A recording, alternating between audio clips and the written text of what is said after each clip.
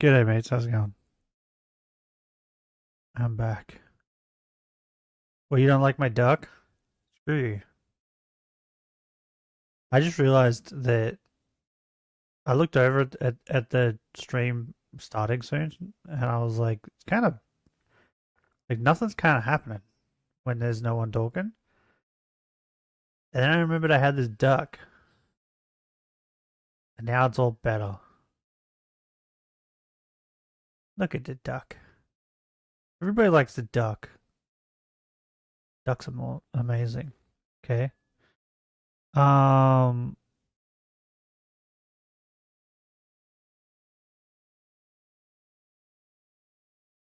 Okay.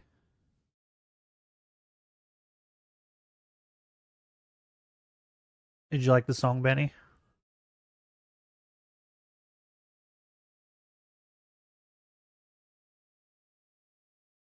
I love Missy Higgins. She's so good. Uh,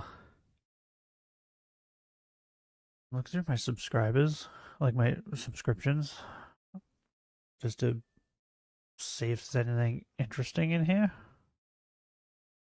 The fuck is this? Infinite Nikki devs got greedy and stupid. That might be interesting. Um, what else? Didn't hear the song. What? How dare you? Missy Higgins is amazing.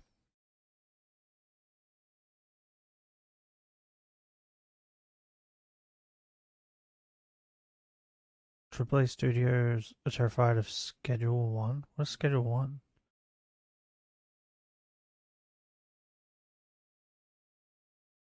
I'll open that up. We'll see what that's about. Um,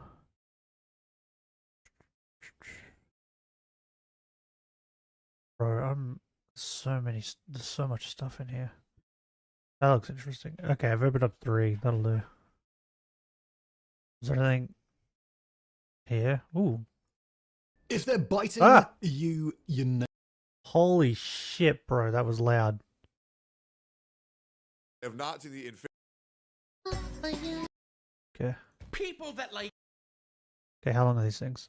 That's 25. That's 50. That's 8. And then Knox's one was like an hour, I think. Okay. I got some things.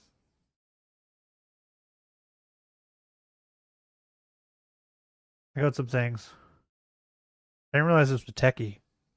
I thought this was Asman when I read the title. I'm not gonna lie. Niki drama that you're saying, and I quote, is arguably more predatory than most Hoyoverse monetization, and everyone is low-key pissed. Okay.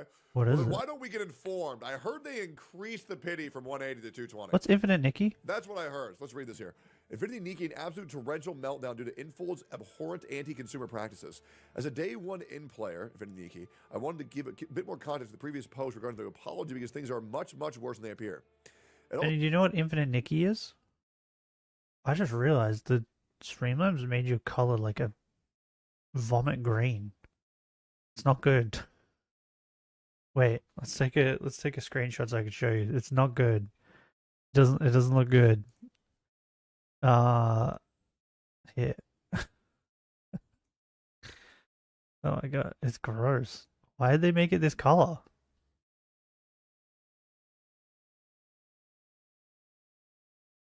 I don't understand why they made it this color.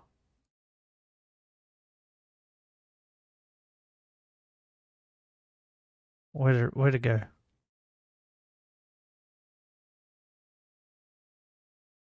Wait, where'd it go? There it is. Bro, look at this. This is the color they decided on today.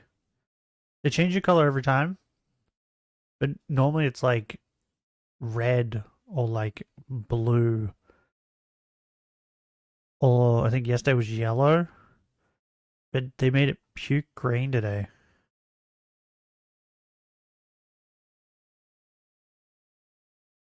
The game, I think? Okay. Should I Google it? Maybe I should know what it is if we're going to react to things about it. You truly are colorblind. I know I'm colorblind. Are you making fun of me? You're gonna make me cry. What is it called? Infinite Nikki? It's more like a grass green. Nah, it's puke green to me. Looks like puke. Infinite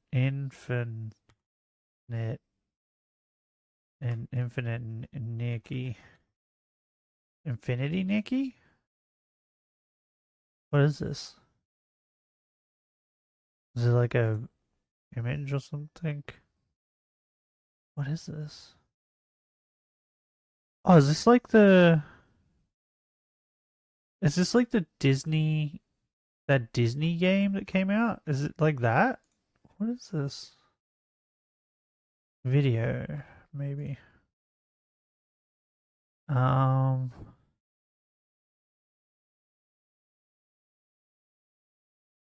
Pulling everything in 1.5 first reaction and Infinite Nikki. Wait, so is it a gacha game? Shit yourself? I would never. Piss myself though. That's a different story. What the fuck? Okay, I'm going to Steam. Is there a trailer? I just need like a trailer or something. Oh, there is. Okay.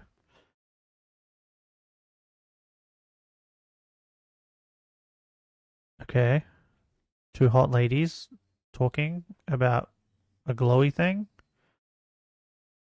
And they're touching hands. Dylan. Now they're on a. Now they're on the bridge from the Avengers. Well, technically Thor. Now there's a space orca. What the fuck is going on? What is this game about?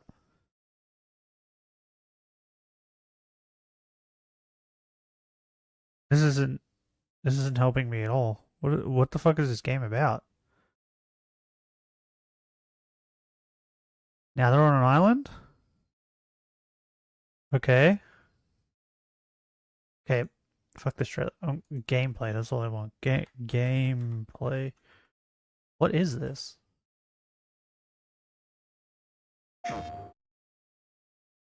$3 minutes. Okay, I just want some gameplay. Greeted by a magical... Okay, I'm not... That's too much sound. The graphics look crazy. What? What? Wait, maybe I should be showing you guys this. This is crazy. These graphics are insane. What is this game? The fuck it? Okay. A star? Now she's blue? Huh?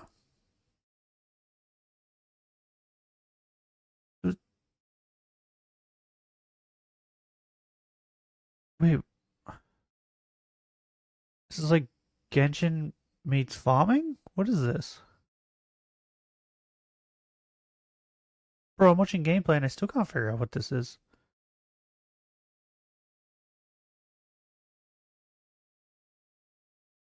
Did she just fart and float her way with her farts?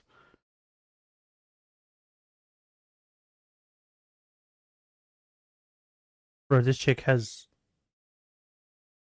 incredible cheeks. Wait, what? Now she's fighting things. Is this like Genshin? What is this game?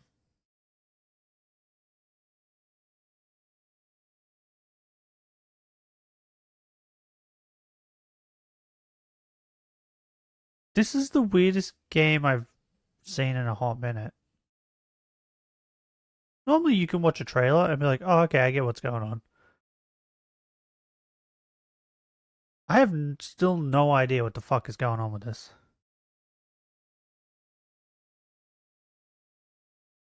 Is this a farming game? Or is this like a Genshin fighting game? Because like now she's farming.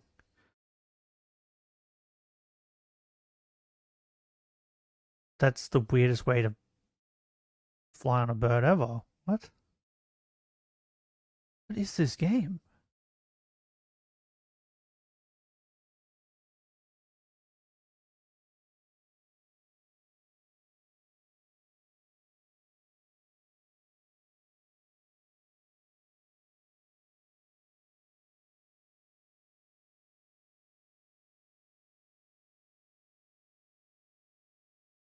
Now, what the fuck is going on? Now she's on a bike. Now you're a cat.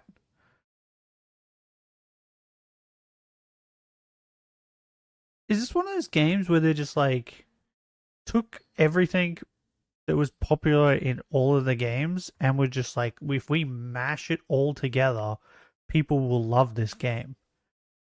Is that what this is? That's what it feels like. They took like the farming stuff that people like, they took the Genshin stuff that people like, and then they took mini games from games that people like and were just like mash.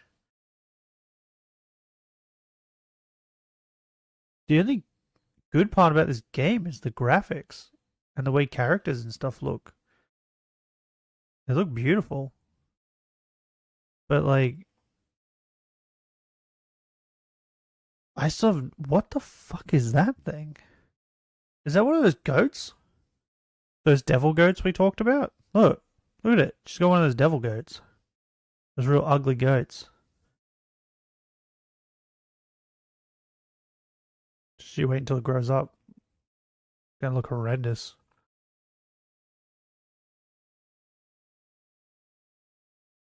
Oh, she's got a swan. Is that ducks? Why is there no ducks? Nothing but owls. Is this one of those games where you have to play it to be like, oh, now I get it, right? It's one of those, right? Because I have no idea. I've watched 3 minutes of it, and I still am like, I don't know what the fuck is going on.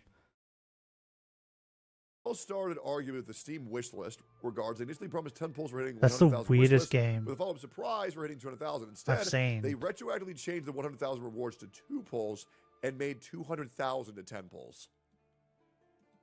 I just wouldn't spend money. What?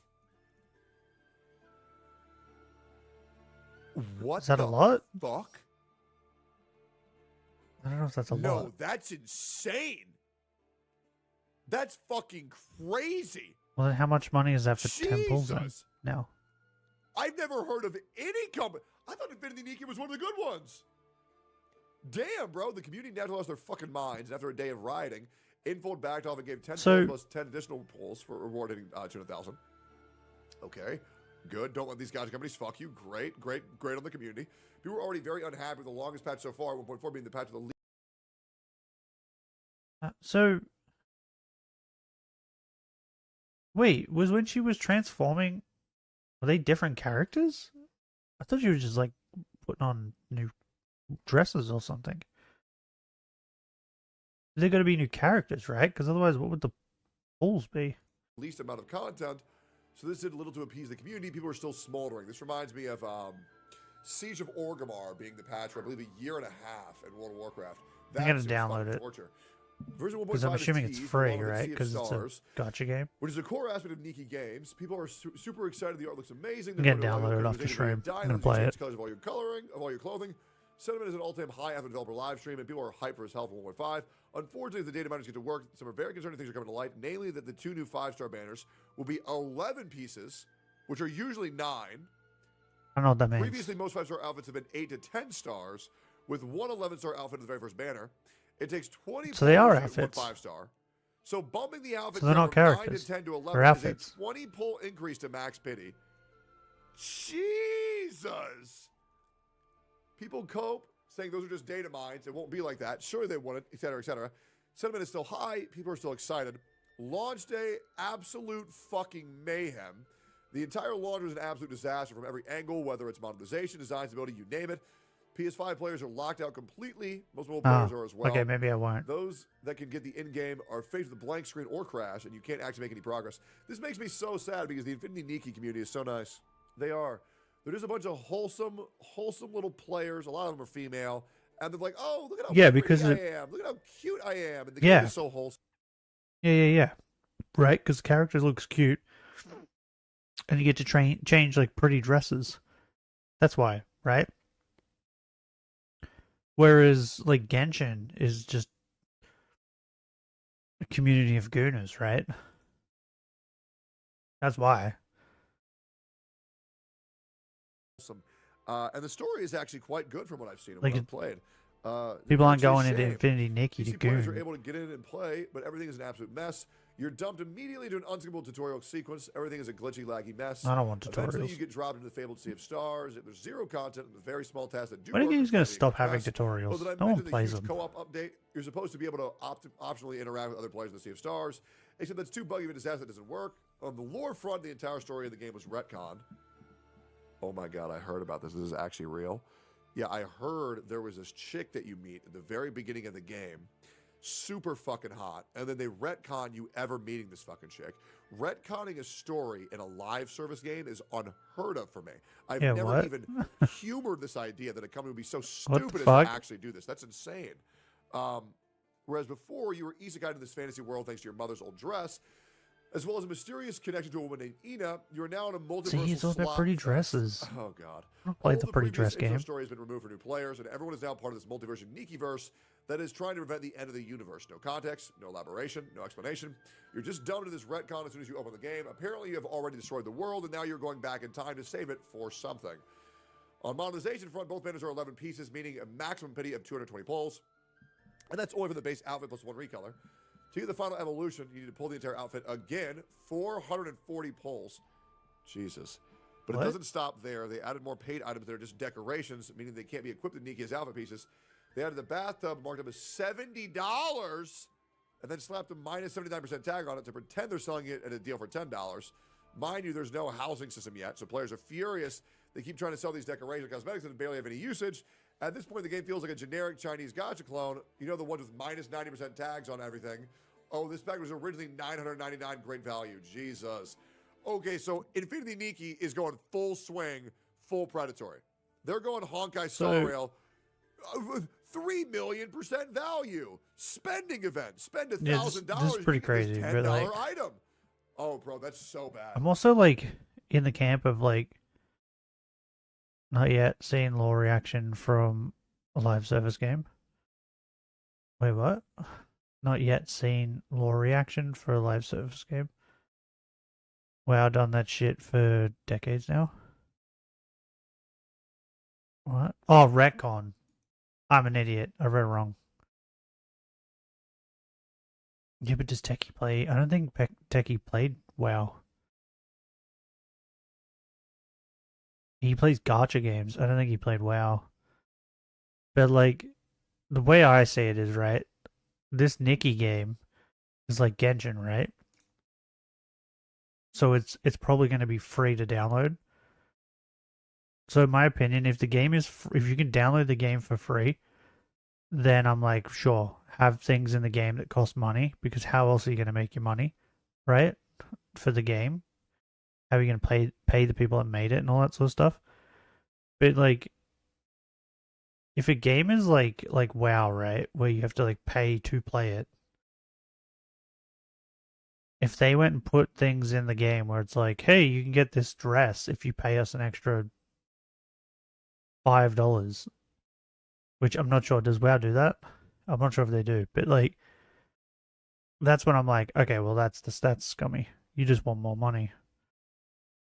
You know what I mean? But like, them putting the prices really, really high could just be also that people aren't really playing the game anymore. So they're like, shit, we need money. My sisters play Nikki games or revolve around making clothes, etc. Oh, what? I like to make clothes. I like to look pretty. Why the fuck are they now trying to save the universe? Who knows, bro? Because just making clothes isn't appealing enough to a broader audience, right? That's so bad. You buy a bathtub to put on the street because you ain't got a house either. Man, oh man. The hype dying system, 90% of the palette colors locked behind a new currency. Oh, fun. The only source of this currency is from the monthly shop, which is super limited. You wouldn't be able to unlock every little palette for one 5-star outfit, even if you save the monthly currency for a year. Jesus. The dying palettes must be unlocked for each piece at a time instead of the whole outfit. And the most desirable colors, pink and black, are locked to 5-star outfits only. The palettes for Why 4-star is and 3-star outfits pink are and far more black? restrictive. I like They purple. only but they also require premium currency. And I like unlocked. yellow. Of course, the only Even other way to purple get and palette yellow. currency is by spending money. The endgame contest originally was promised to run every 14 days. This is the biggest source of income for free-to-play. They've been steadily creeping up the length of each contest runs, directly reducing income of all players. See, I'm like, 1.5 is gonna have the the biggest game, playing if you time can for each download the game stage, for free, until they sure. slightly backtrack with their apology Charge below. money for The apology, stupid little they things. gave I a don't care. half-baked non-apology saying Just the make levities it so were it's necessary not to expand the like, design of the dresses. so it's not like, how do I explain this? So it doesn't feel like you have to buy the thing, right? As long as it's like you don't feel pressured to buy it. Like Xenoblade Zone Zero, I think I've spent maybe $30 on it. That's it. The entire time I'm playing it. Because I just save my stuff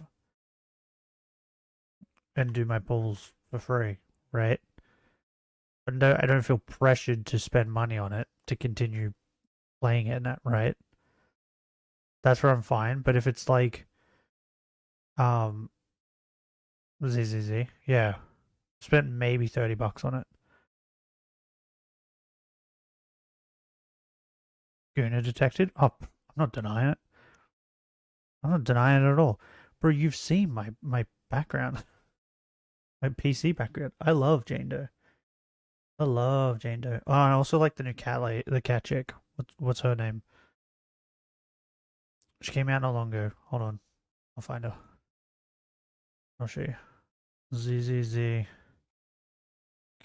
characters, because I don't remember what her name is.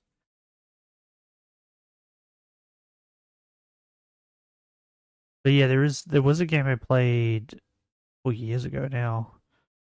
It was like a gacha game, and it was like once you go to a point, it was like if you don't spend money, then it felt like you just couldn't really play the game.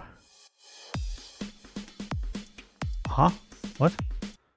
Oh, there's music on this. Okay. That confused the shit out of me.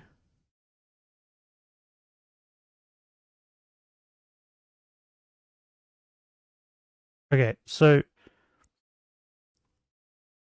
I like Jane Doe. You guys have seen Jane Doe. I don't even know where she is in this list of characters. But I also like these two.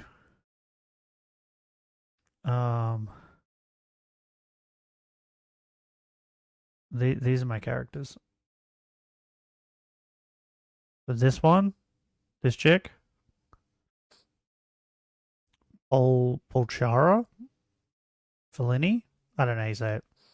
But this one and this one. But I mostly like this one because she's electricity. There's like lightning stuff, and I like it. I like it a lot.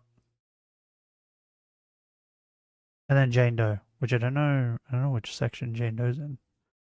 I thought she was in like the cop section, but she's not.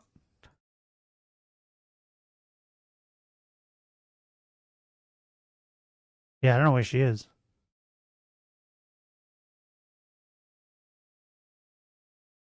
Yeah, I have no idea. But yeah, this one's my new second favorite. I like her a lot. And then her third. Oh, and then I also like what's her name? Soldier whatever. Wait, where is she? No, that's Ambi. Where is she? Soldier 11? Is that her name? She's not here either. What? You're lied to. I like her too. Yeah, I'm just denying it. I'm a gooner. A goon. Yeah, man, we needed a new weapon type for creative freedom. Then Wuthering Wave says, oh, y'all don't want that? Okay.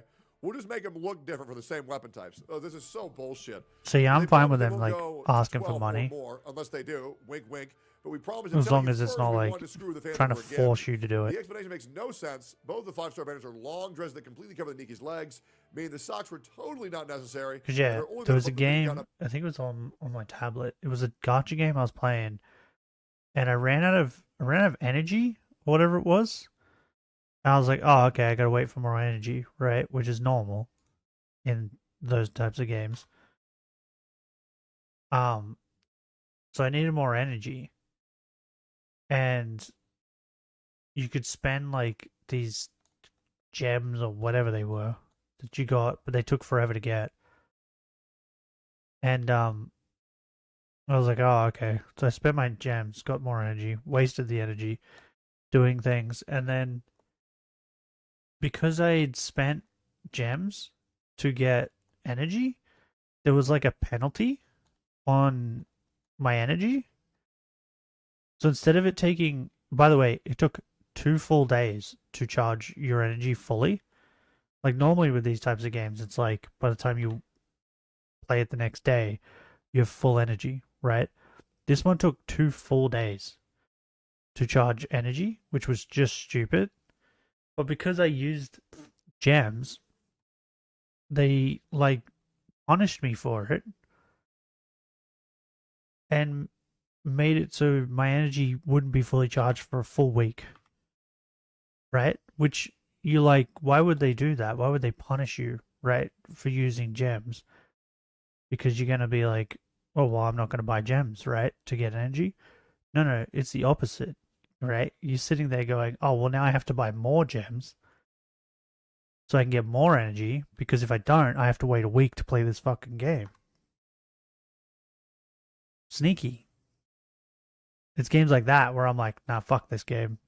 That's just stupid. You've made it like impossible for me not to play. Like I have to pay you money to play this game. Like fuck you. Don't touch me.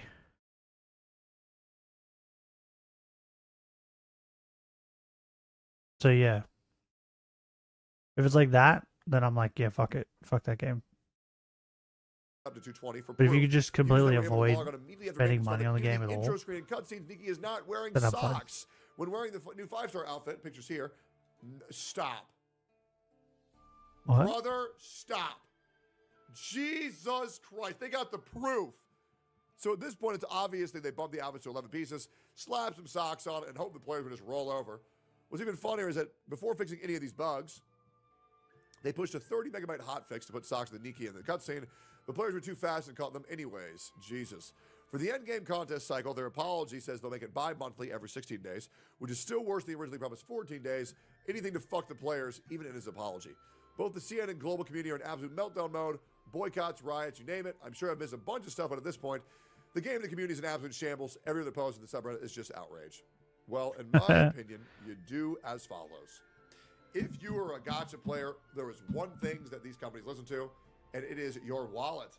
Yep. If you want these companies to listen, don't spend money on the game. If you want these companies to listen, Boom. quit the fucking game. You can come back if they fix it. You can come back. But if you are saying the game is bad and you hate the game state and you continue playing the game, you should stop and reconsider. Okay, Techie. Okay, now we're gonna watch this. Legendary Legend. The heartwarming life of the crocodile hunter. No, you've got 'em. This is one of countless colourful quotes from Steve Irwin, a nearly unparalleled ambassador for wildlife known across the... Wait, what was it? Do it again. If they're biting you, you know you've got 'em. This is one of countless colourful quotes from Steve Irwin, a nearly unparalleled ambassador for wildlife known across the globe simply as the crocodile hunter. A title it's hard to argue Irwin didn't earn, and then some, with footage of the man himself manhandling crocodiles the length of cars abounding. But here's the thing. When the thing you're known for is wrestling 1,000 pounds of teeth and scales into submission with a smile and khaki shorts, people tend to want to know more about that than the specifics of your life and how you got there for some reason. But just how did adorable baby Steve Irwin go from a typical human to one who spent his days diving from perfectly safe boats into croc-infested waters? Well, I'm glad you asked, because today we're going to be covering the heartwarming story of the life of Steve Irwin. Just before we get back to Simon discussing the amazing life of one of the coolest humans to ever Ad. human, if you're serious started about the your video. business, side hustle, or creative project, What are you talking need about? a website that actually works for you. Bro, I'm 50 seconds into the video. You can't put an ad here. That's just mean. Not just something that looks great, but something that helps you grow, attracts the right audience, and makes you money. Bro, I'm fine with having Enter ads, today's but sponsor, like, this is way too early. Squarespace is built for anyone who wants a professional, feature-rich online presence This is without me? needing to be a tech genius or designer. And even if you are a tech genius, it's just nice to save a boatload of time via their platform. That's so fucking As someone early. who has a BS and MS in computer science, a service like this still would have been so amazing back when I started Today I Found Out about 15 years ago as a website, spending forever getting it up and working, including a whole lot of custom coding, server setup, and playing whack-a-mole after, with things like adjusting to search engine trends. At one point, a random bug that took the website down for about a week before I figured it out, as well as other random outages requiring me to stop what I was doing and fix it right then. But with Squarespace, you don't have to do or worry about any of that. You start with a stunning, award-winning template, and if you want something even more unique, their Blueprint AI Shut up! can I'm trying to look at the thing in the custom background. site tailored to your brand, style, and Go goals. back. No blank pages, no overthinking, just a polished, professional website in minutes. And because a great website isn't much use, I think it no is one a can knife. find it, Squarespace takes care of search engine optimization for you, from meta descriptions, page structure, to an auto-generated sitemap. I have not all been listening to what handled he's for you. saying. Whether you're promoting a new product, booking clients, or updating customers, you can do it all from Ooh, one nice place coffee. without juggling different platforms. It's everything you need to grow, all in one powerful, easy-to-use platform. So don't just put your business out there, make it thrive. Head to Why do you have two squarespace.com/brainfood for baseballs a on free his- trial. And on when his you're ready to bookshelf? launch, use offer code BRAINFOOD to save 10% off your first purchase of a website or domain. Now let's get back to Simon and the amazing life of the crocodile hunter, Steve Irwin. Well, you got a To light begin with, on it his should be bookshelf. noted that by all accounts, the man we saw on TV excitedly placing deadly snakes on his head was Steve Irwin, whether the cameras were rolling or not. In every interview that we could find with a family member, co-worker, or employee where they discussed such things, they all confirmed that Irwin was just like that all of the time. Much like two other of the legends of the TV world, Yeah. Mr. Rogers and Bob Ross, what you saw on camera was who they were. In Irwin's case, however, his persona was not always universally well received, notably in Irwin's native Australia, where some critics of his personality and antics sometimes described him as a walking caricature of Australian stereotypes, something Irwin himself was well aware of and largely brushed off, stating in a 2003 documentary, "They're looking at me as this very popular wildlife warrior Australian bloke. And yet, back here in my own country, some people find me a little bit embarrassing. They kind of... I don't know, I think he's great. Because I'm coming out with, like, crikey, and look at this beauty. You know, is it a cultural cringe? Is it that they actually see a little bit of themselves when they see me, and they find that a little bit embarrassing? A quote that's I kind of love it. sad to read when you realise the main thing Irwin was being criticised for is being unapologetically himself whilst showing a genuine enthusiasm and appreciation for Australia's endemic wildlife and people. Bro, this This guy is had not way too too much dissimilar energy. from the legend that is actor Danny Trejo's response when a reporter levelled similar criticism against him. Trejo states, "I remember the first time anyone interviewed me. It was this young Chicana out of college, real into La Raza.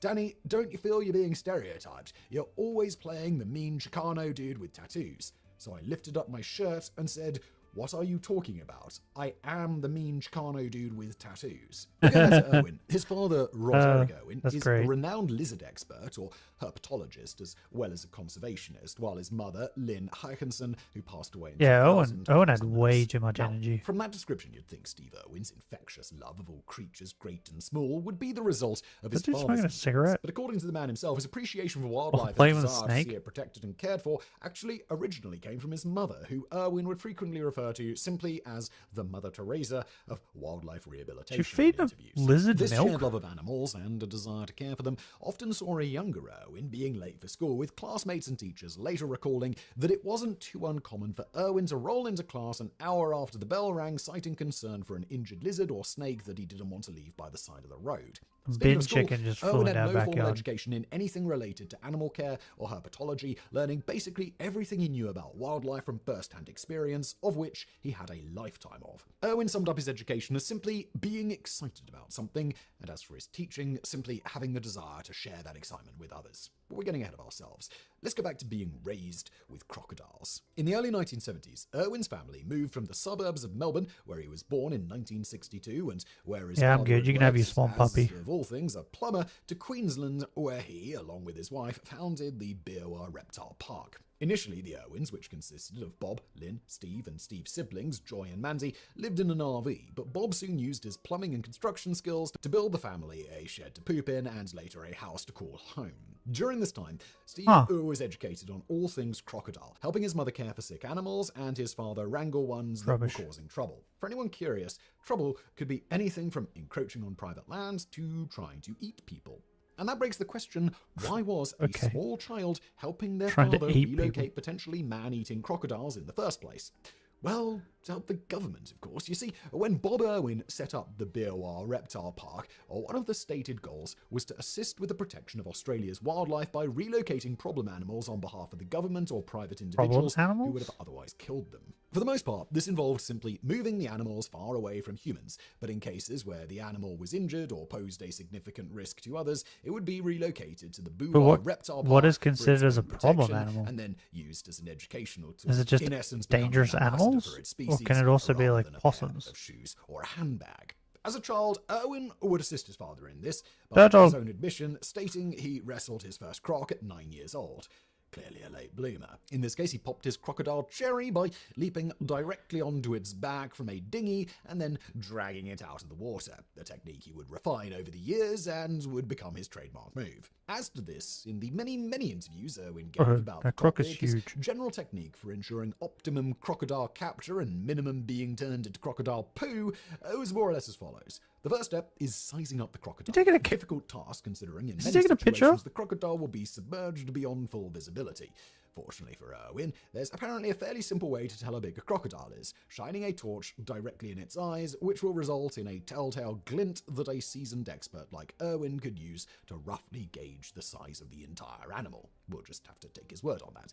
Irwin further stated he'd generally only attempt to because of the size of the eyes? Crocodile under 6 feet in length. Why? Well, past that length, he'd be unable to fully control the tail, which on larger crocodiles can strike with the force of a leathery organic sledgehammer when the animal is thrashing about, which it's obviously going to do when someone leaps onto its back. Thus, if it were larger than that, Irwin would instead opt to lure the animals into a specially constructed crocodile-shaped cage with food before subduing it, or if the animal needed to be restrained then and there, getting a helper, usually his wife, Terry, to focus on restraining the tail while he grabbed the more dangerous end. On that note of their partnership, the more dangerous element, you just said that its tail could be like a sledgehammer. We are actually in love and happily married. We love our little girl. We go home to each other at night, and we believe in what we are doing. Say my husband had a dangerous job, but I wasn't with him. I don't know how you go, "Oh, honey, how was it with the police department today? You got all your fingers and toes today?" It would scare me. I'd have to become a police officer and work with him. I couldn't do it. Going back to the more dangerous end of the animal, Irwin's second crocodile wrestling tip was to immediately seek to force the creature's mouth shut, which is apparently relatively easy, as while the muscles used to close its mouth are incredibly powerful, the ones used to open it are relatively weak. So weak, in fact, that a typical man could forcibly keep the jaws shut with their bare hands, provided they also possess the necessary set of lead-lined balls required to actually leap onto the crocodile in the first place. At this point, depending on the size of the animal, it can be further restrained by either the person wrestling it or a helper. Is he going to talk about the eyes? Involves binding the creature's mouth. You just put your hand over its eyes? Alternately, you can simply lie atop the crocodile. They normally just tires and mostly gives up. They normally just fucking close their mouth once you put this was a technique hand on their Irwin would eyes. adopt with particularly large crocodiles, usually employing an entire team to dogpile the creature until it was fatigued enough to be handled without risk of injury or to those trying to help it. As mentioned, Irwin was entirely self-taught when it came to handling crocodiles and other similarly deadly creatures, and many biographies of the man and interviews with those who knew him personally talk about the fact that he had a seeming sixth sense for wildlife honed over a lifetime. He's crocodile paparazzi. So natural and at ease handling even the most dangerous creatures. As the man himself would note, snakes are very instinctive to me. I've been handling them since before I could walk. Going back to his formative years in school itself, this was seemingly uneventful, save for all the time off Irwin took due to saving animals. I like spiders more than snakes. He was reportedly also an excellent rugby player, playing for his high school team, the Caloundra Sharks. As you could probably guess, given that Irwin wrestled half-ton crocodiles for fun, it was... What did you just call them? The Caloundra Sharks. Caloundra?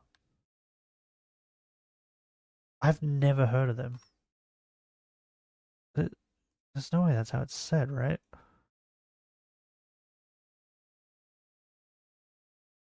Football.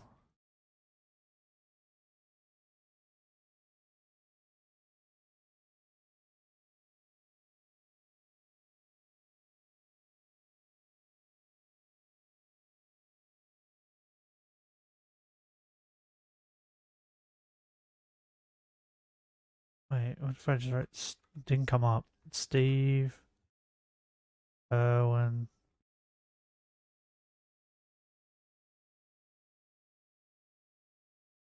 Football.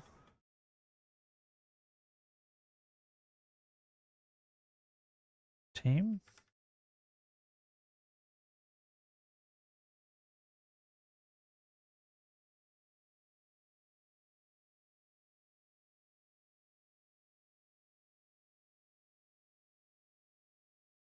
He was involved in the Brisbane Broncos. Okay. Interesting. Did not know that.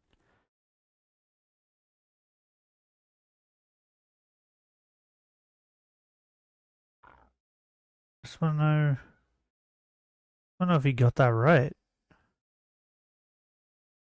Because I've never heard of them. I'm not saying. Where did he get this information? I'm not saying any of it.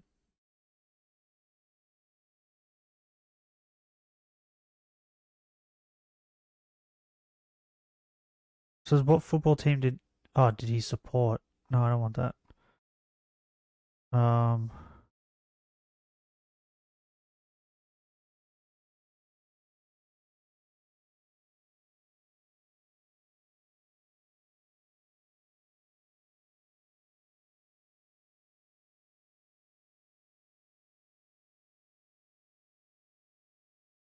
Brisbane Broncos just keep coming up.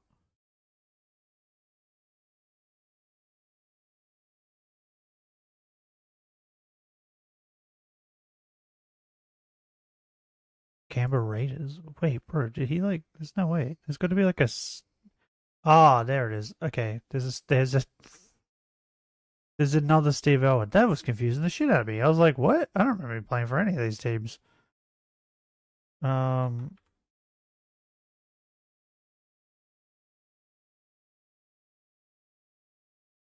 figuring this out. Oh no, he legit played on Brisbane Broncos. What? How do I not remember this?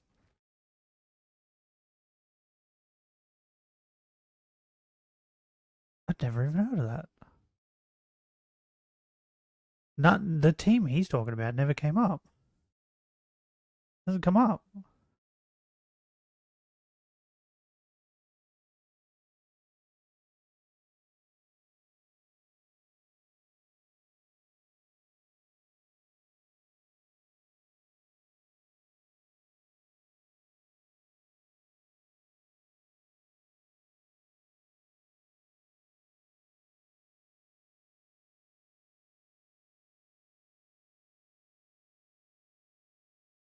Yeah, like even on the wiki that talks about his rugby, it's not even there. Where'd this guy get that information from? I want to know if he said that correct. I don't think he said that correct.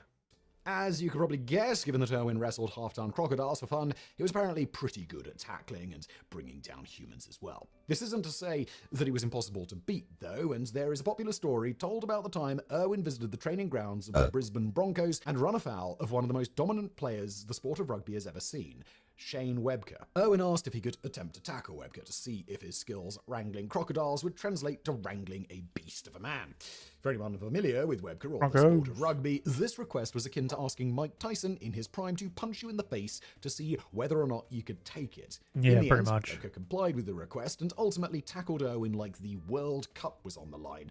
To Owen's credit, while he utterly failed in bringing Webker down, he did manage to do something very few men tackled by him at full force were able to do: stand up afterwards and smile and shake his hand. Getting back to Owen's post-school life, he spent the first decade after school but he got assisting his shit father rocked on too. behalf of the Australian government with the removal and relocation of troublesome wildlife to the family zoo and elsewhere, which on the former rebranded to the Queensland Reptile and Fauna Park around the 1980s.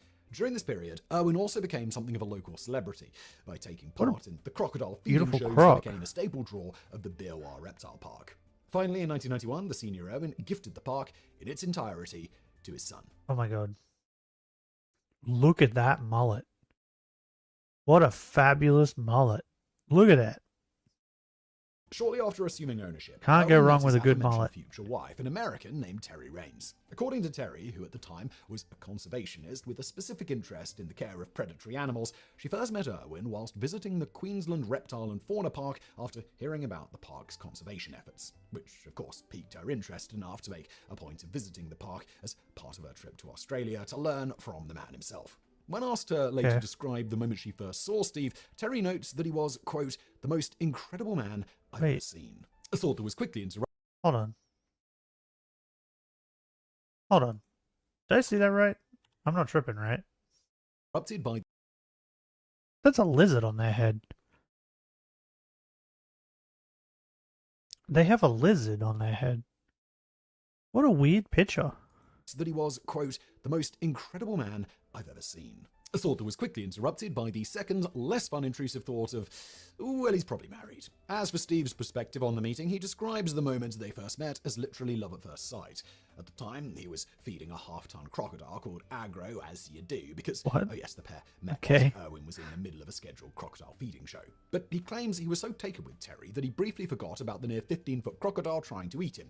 He thus quickly wrapped up the show and approached Terry, who'd waited around afterwards to introduce herself, at which point a park employee took a photo of the pair. As Terry would recount in an episode of The Crocodile Hunter, this photo became one of her most treasured possessions, as it quite literally captured the moment they first met. And it just gets more adorable from there. For the rest of the story, we turn to Terry's autobiography, in which she explains that while their first meeting was where the spark between Could you them imagine was being created, courted by she him? was The amount of energy he has just to like do interviews about animals and stuff, bro, being courted by that man would be like intense.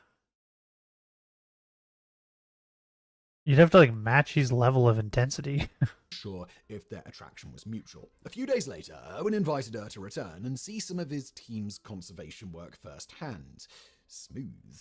During the second meeting, Terry tried to surreptitiously figure out whether Owen was in a relationship, first by trying to spot a wedding ring, which Owen didn't wear, something she didn't think was concrete proof because she presumed, quite accurately, we might add, that a man in his line of work likely wouldn't wear jewelry as it would pose a potential risk to any animal he handled. When the pair later married, neither wore a wedding band for this exact reason.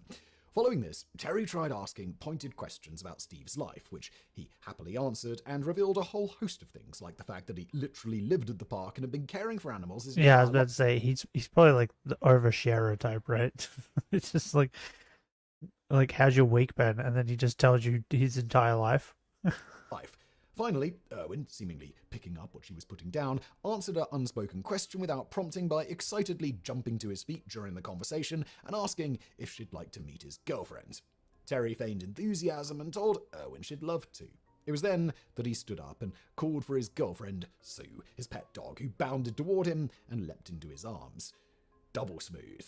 According to Terry, this is the exact moment she fell in love with Owen. According to Steve, for him it was when he first laid eyes on her. What followed was a whirlwind romance where Owen laid on the Australian charm as thick as he could spread it, first taking Terry to an all-you-can-eat seafood buffet and tricking her into thinking he could smell when ducks were close by. Supposedly an old bushman's trick right out of Crocodile Dundee that involves telling an attractive lady you can somehow sense that an animal is nearby and then revealing the location of said animal to the astounded and presumably very impressed woman.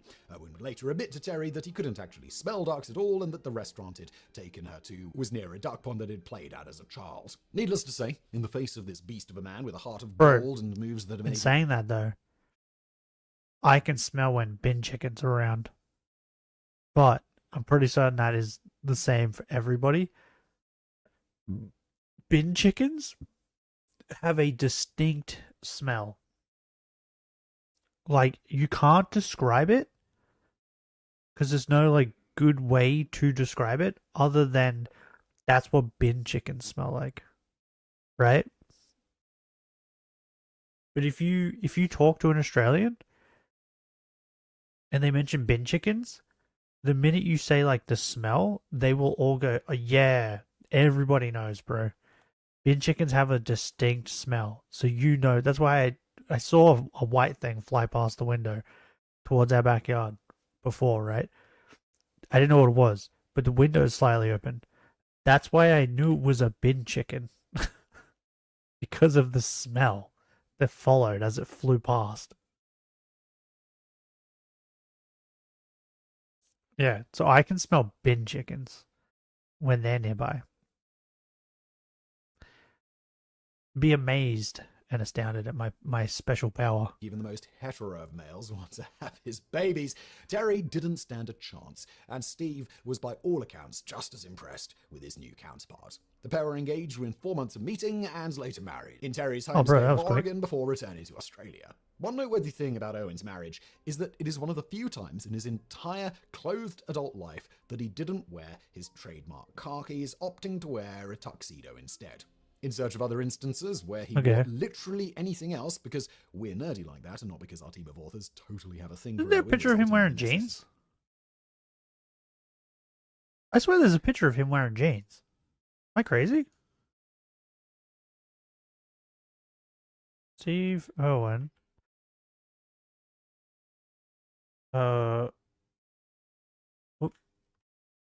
Wearing jeans? Yeah. I'm not crazy. There is a picture of him wearing jeans. There's two pictures. There's one where he's walking with Bindi, but this is the one I was thinking of when he was on Conan. Just so you know, right? To Steve, this was probably him dressing up. This was him dressing up to go on Conan. He put on a shirt and jeans. This is what I was thinking of. I was like, I swear he wore jeans. But I didn't know about this one. But yeah, that just proves my point. There's two pictures of him wearing jeans.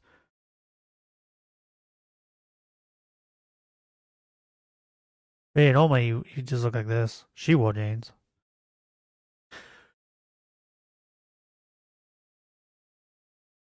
Bro, look at Robert. What a handsome man.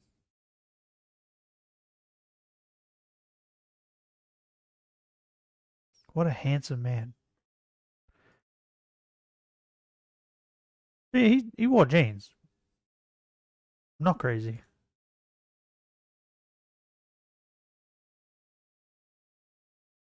Well, I am crazy, just not today, I guess. To clear each other's search histories in the event of our deaths. It was for science, no other reason. In any event, we scoured more hours of Steve Irwin's footage than some might say was warranted, and we could find only a single other instance where he's not wearing those khakis. A 2005 interview with Conan O'Brien in which he wore jeans, which was immediately picked up on by the host, who notes how weird it is to see Irwin in something other than shorts. For anyone curious, the reason Irwin was wearing jeans instead of his trademark shorts is because he was in the middle of filming a show where animals underwent surgery, and the vets forbade him from wearing anything short for hygienic reasons. Okay. Besides that instance, his wedding handful of appearances where... I thought the only thing that would come to my brain was like maybe he was trying to dress nice. Because just so you know, when there's like funerals, I don't know if this is all of Australians, but my family definitely. There's like a funeral or like a birthday party or something like that. They're like, oh, dress nice, wear your nice clothes. The nice clothes are just jeans and like a shirt, like a nice shirt. That's it. That's nice clothes. Oh, and shoes. But I only wear fancy shoes to like funerals, not birthday parties. Even if I have to dress nice for a birthday party. I'm still wearing thongs. Wearing shorts simply wouldn't have been safe, like trips to the Arctic and desert, where Irwin absolutely had to cover up to protect the elements from the glorious sight of his khaki lower half. He always wore his trademark shorts. Hell, we even found footage of Irwin surfing in his khakis, which is incredible for both that and the fact that midway through hanging 10, he spotted a sea snake in the water and immediately stopped what he was doing to put it on his head, as you do. While it was often rumoured that Owen was contractually obligated to wear the outfit for branding reasons, the truth is it was simply what he felt most comfortable wearing when handling animals, and since he was pretty much always handling animals, remember, he literally lived in a zoo, it basically became his default attire 99% of the time, up to and including the birth of his own daughter and at other people's weddings, which, yes, he attended in his trademark attire. As for why he didn't like wearing a suit, Owen summed it up best when he told an interview from the Northern Echo, quote, "The scariest moment of my entire life was my wedding, where I had to wear a tuxedo and this thing around my neck." I would sooner take on a boa constrictor. I was so scared, sweat was running down my hands. Yes, mate, I've worn a suit and will never do it again. I've learned from my mistake. Perhaps nothing sums up how committed to the bit Erwin and his family were more than the fact that But to be honest, I wouldn't be surprised if he was still alive when Benny got married if he wore a suit. Like, that wouldn't surprise me. Because that seems like one of those moments where, you know, you'd be like, okay. Following his passing, TV executives felt they needed to update the family's look when the whole Erwin clan revealed that they literally had no idea what to wear besides Steve's go-to outfit. At the entire family's insistence, this overhaul didn't see anyone stop wearing khaki, but they did get better tailored outfits and more modern haircuts to reflect the times. However, in keeping with Erwin's memory and personal sense of style, the Queensland Reptile and Fauna Park, or Australia Zoo as it's now known, sells the oversized variant he favoured as a souvenir for fans. Speaking of the name change of that zoo, this occurred around the time Terry and Erwin married and the Crocodile Hunter show came into existence.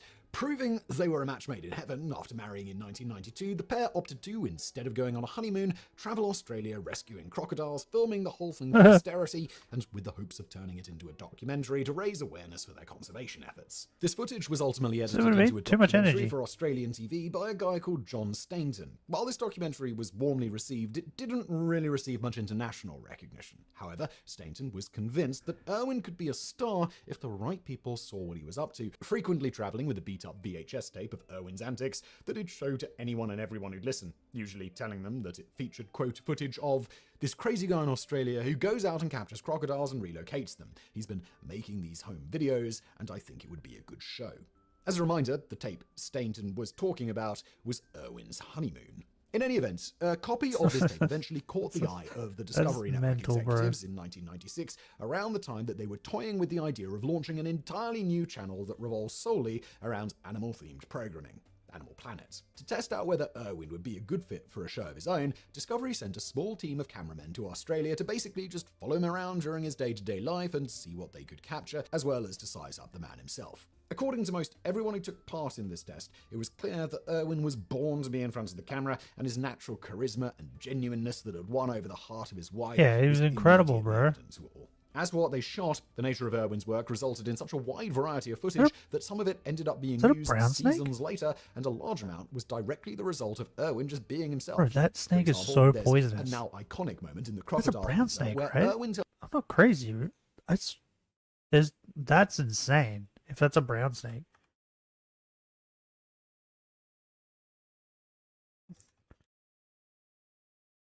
What?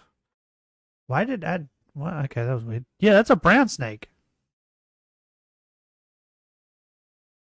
That's a straight up brown snake. Bro, that is like... The eastern brown snake is like one of the most poisonous snakes we have. He's like kissing it. Too much energy, tells bro. his crew to stop the car because there's a big-ass snake by the side of the road.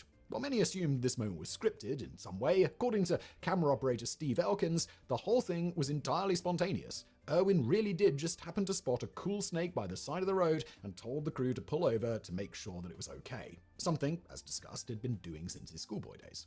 It was also around this time that Erwin created some of his earliest die-hard Rob plans does and that began now to too. forge the legend of his impossibly massive cast-iron balls that could only be contained in his magical car keys. For instance, another story recounted by Elkin was when he was getting B-roll of a rescued mountain lion and the creature suddenly lunged at Elkin to attack. Before he could react, in a flash, Erwin had placed himself between Elkin and the lion. Erwin then stared down the creature until it backed away. Elkin would later recount, Erwin simply muttered after, "I can't let you get hurt." As you might imagine, when the camera crew went back to Discovery, they were enthusiastic and didn't really have anything bad that they could say about this effortlessly badass human who at various points had done things like scaring off a black bear through sheer Bro, is he going to show the snake one? There's a scene where he's on a talk show. I think it's Conan. And he's showing off this snake. And the snake bites him. And I think it's a poisonous snake. I can't remember. The snake bites him. And they're like, oh, like they kind of start freaking out. But then Steve's like, nah, it's okay. And then apologizes to the snake. Like scaring it enough for the snake to bite him. He was incredible. Or at one point dove into the water filled with cottonmouth snakes, holding a camera after the cameraman tasked with the job admitted to being too scared to do it. Discovery were suitably impressed by these stories and the footage shot, editing it together with a bunch of footage they'd shot of the recently renamed Australia Zoo and the Irwin's own honeymoon footage to create what is now known as the Crocodile Hunter. Crocodile the show Hunter was an immediate hit, catapulting Irwin to international superstardom, which he was always humble about, expressing in interviews that his only goal was simply to raise awareness about wildlife and its conservation. This isn't to say that Irwin didn't profit from the show or his campaign. He also wanted money, so then he could use that money to buy land. So then that way people could buy the land and turn it into hotels and stuff. That's the other reason he was doing it. Appearances, and of course, his big screen debut in the Crocodile Hunter Collision Course, with Irwin having an estimated net worth of about $10 million at the time of his death, although noteworthy, much of that was tied up in real estate, and in particular, the Australia Zoo, which was also, remember, where he also lived and owned outright after being gifted it by his father in the 90s. Despite a rather sizable net worth, Irwin enjoyed few of the trappings of wealth you'd associate with a massive internationally recognized star. I didn't want to quote the man himself, "I don't need a Ferrari, or a Rolex, or a gold-plated dunny seatmate. Bro, I was literally about to talk about this. I don't need a gold-plated dunny seat. In a 3-bedroom brick home that I've always lived in. Every cent we earn from the Crocodile Hunter goes straight into conservation." Irwin's commitment to this ethos was such that... Take care, I need to regain my energy, plus pain meds are wearing off. Why you got pain meds? What happened? Even the massive fees he could command for appearances and cameos in other projects were generally donated to either a charity of his choosing or funneled directly back into Australia Zoo to fund conservation efforts. For example, Irwin is known to have licensed his image to the Australian government for use on posters to raise awareness about the country. Doing that shit yesterday to set up that randomizer, by the time we had done, bro, my brain was mush. I was like, this like halfway through, I'm like, bro, there's so many steps just to do this. There was so many steps. Country's quarantine procedures, with all funds for this going to various animal-related But it's causes. done now. The same is true Thank you, for Benny. other commercial endeavours Irwin took part in. As a brief aside, one of the more obscure fundraising efforts Irwin hoped to take part in was I was to do that by myself. There's no way I would have done it. Irwin was a big fan of combat sports, to the point that his personal bodyguard for many years, yes, the man who wrestled crocodiles, had a bodyguard for some reason, Carl Noak, was hired purely because he had a background in martial arts and Irwin wanted someone to teach him. And who better than the man he was literally paying to follow him around all day. In any event, according to Noak, Irwin was a natural at fighting, and eventually he was hired to be Irwin's full-time trainer rather than his bodyguard, when it became evident that the man who suplexed half-ton crocodiles for a living and was otherwise beloved by most humans probably didn't need help defending himself. During this period, Irwin repeatedly pitched the idea of a celebrity MMA match to producers and television execs that he could bend the ear of, with all the proceeds going to charity. However, the idea was shot down every time as they were worried Irwin would get hurt. Remember, these same executives were paying him to take part in a show where he routinely put deadly snakes on his head. Irwin, nonetheless, kept up with training and even got as far as pitching some names to execs, one of which was Wesley Snipes after Irwin. But none of that. Like, I think there was an episode of the show where he, like, got bit by a lizard or something. Slow/hardened. What? Hardened? Painful muscle spasm? Ah, muscle spasm. What is it when, like, it's not a spasm, but you know when you, like, is it cramp? Sometimes I stretch my leg, and then, like, I can't move my leg. I get pain and can't move my leg. Is that a cramp? I get that. I don't know if I've had a spasm. I don't know what a spasm feels like. Sounds like it sucks though. Can you what? Okay, that was weird. Can't fully move shoulders and neck. Sucks to be old, doesn't it? Learned that the actor was similarly a keen martial artist. This time, the idea was ultimately scrapped when Irwin learned This is the Blade guy, right? Ooh. I've never watched Blade, but I think that's the Blade guy, right?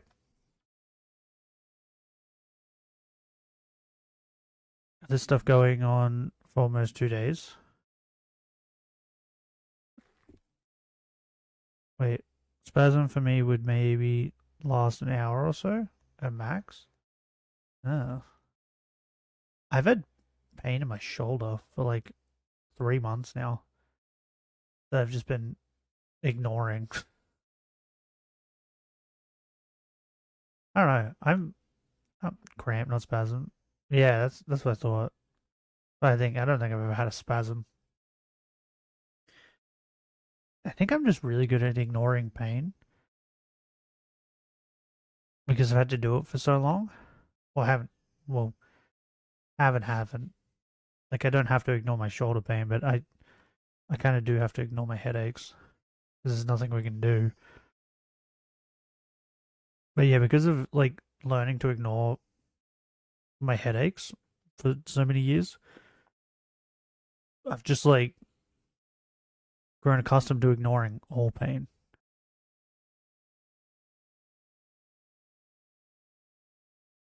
But yeah, like when was it? Maybe like 3 weeks ago. My shoulder pain got so bad that I couldn't even lift my arm.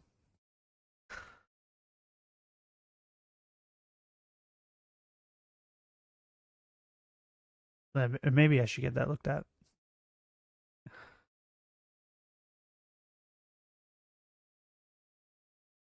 But oh well. He was half a foot taller than Snipes. Owen was 6'2", Snipes stands at 5'9", and deemed that any fight wouldn't be fair. Yes, you heard that right. Steve Irwin literally turned down the chance to fight Blade because he didn't think it would be fair. For Blade. Another name floated by Irwin before. Another name floated by Irwin before the idea was abandoned entirely was Vin Diesel, who stood closer to Irwin's own height. Diesel's around 6 feet tall and had similar action movie chops. According to Noak, Irwin went to see Vin Diesel vehicle, the Pacifier, multiple times purely to size up Diesel before he was finally convinced to drop the idea by executives and go back to supposedly safer pastime of wrestling crocodiles. And that was basically what Irwin spent the rest of his time doing between various media appearances until his untimely death in 2006. According to those present, when Irwin was fatally struck in the heart by a stingray whilst filming footage for a documentary on the Barrier Reef, his last words were quite fitting for a man as genuine and plain-spoken as Irwin was. He simply stated, "I'm dying, mate." The outpouring of grief following Irwin's passing is hard to quantify. But as a final thing, we think sums up his life, and the kind of man he was, is that Irwin's father, mate. Bob, upon being offered a state funeral for Australia's favourite son, turned the offer down, telling the Australian Prime Minister that his son would much rather be remembered as an ordinary bloke. Irwin was ultimately buried in a private service in the one place he felt most at home, the Australia Zoo. Thank you for watching. Oh, I didn't realize he was buried there. I didn't think you... Could you just bury anyone anywhere? How does that work? I didn't think that was a thing.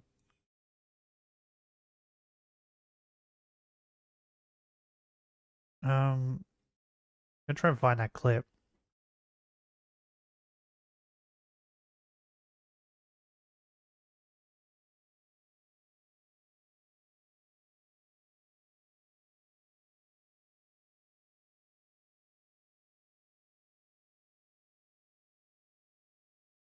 Yeah, I think this is it. Ah, Facebook. Oh. Well, here we go, YouTube. As you see, he won't bite because he can't eat me and he doesn't feel scared. I don't scare him, so he won't bite and he hasn't got venom. Now that's a python, but it's very difficult from a distance to tell a python from a...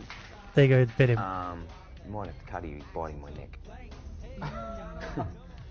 Serious.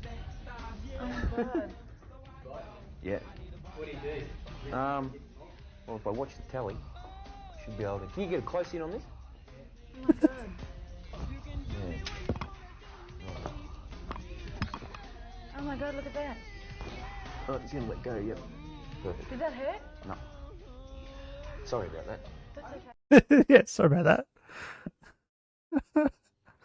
There's another one where he's on like another talk show. He does something similar, but I think the thing that bites him is poisonous, and he apologizes to the thing that bit him, and then they like straight away after that, like after all that, they rush him away to like go get anti-venom. Bro, dude was like just built different. You have way too much energy too. Okay, what is this?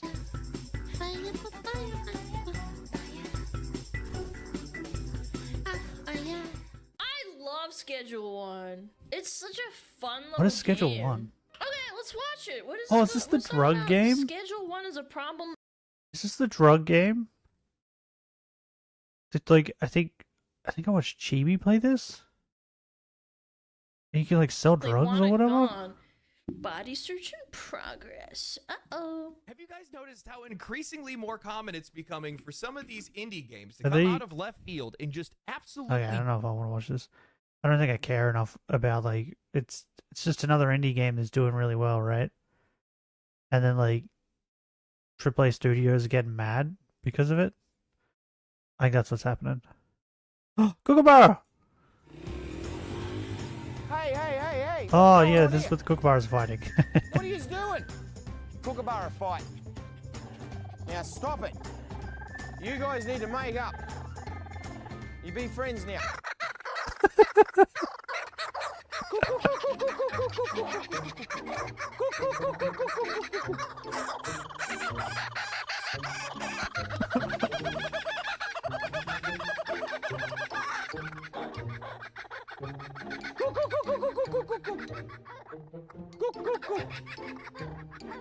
Okay, that's a lot better.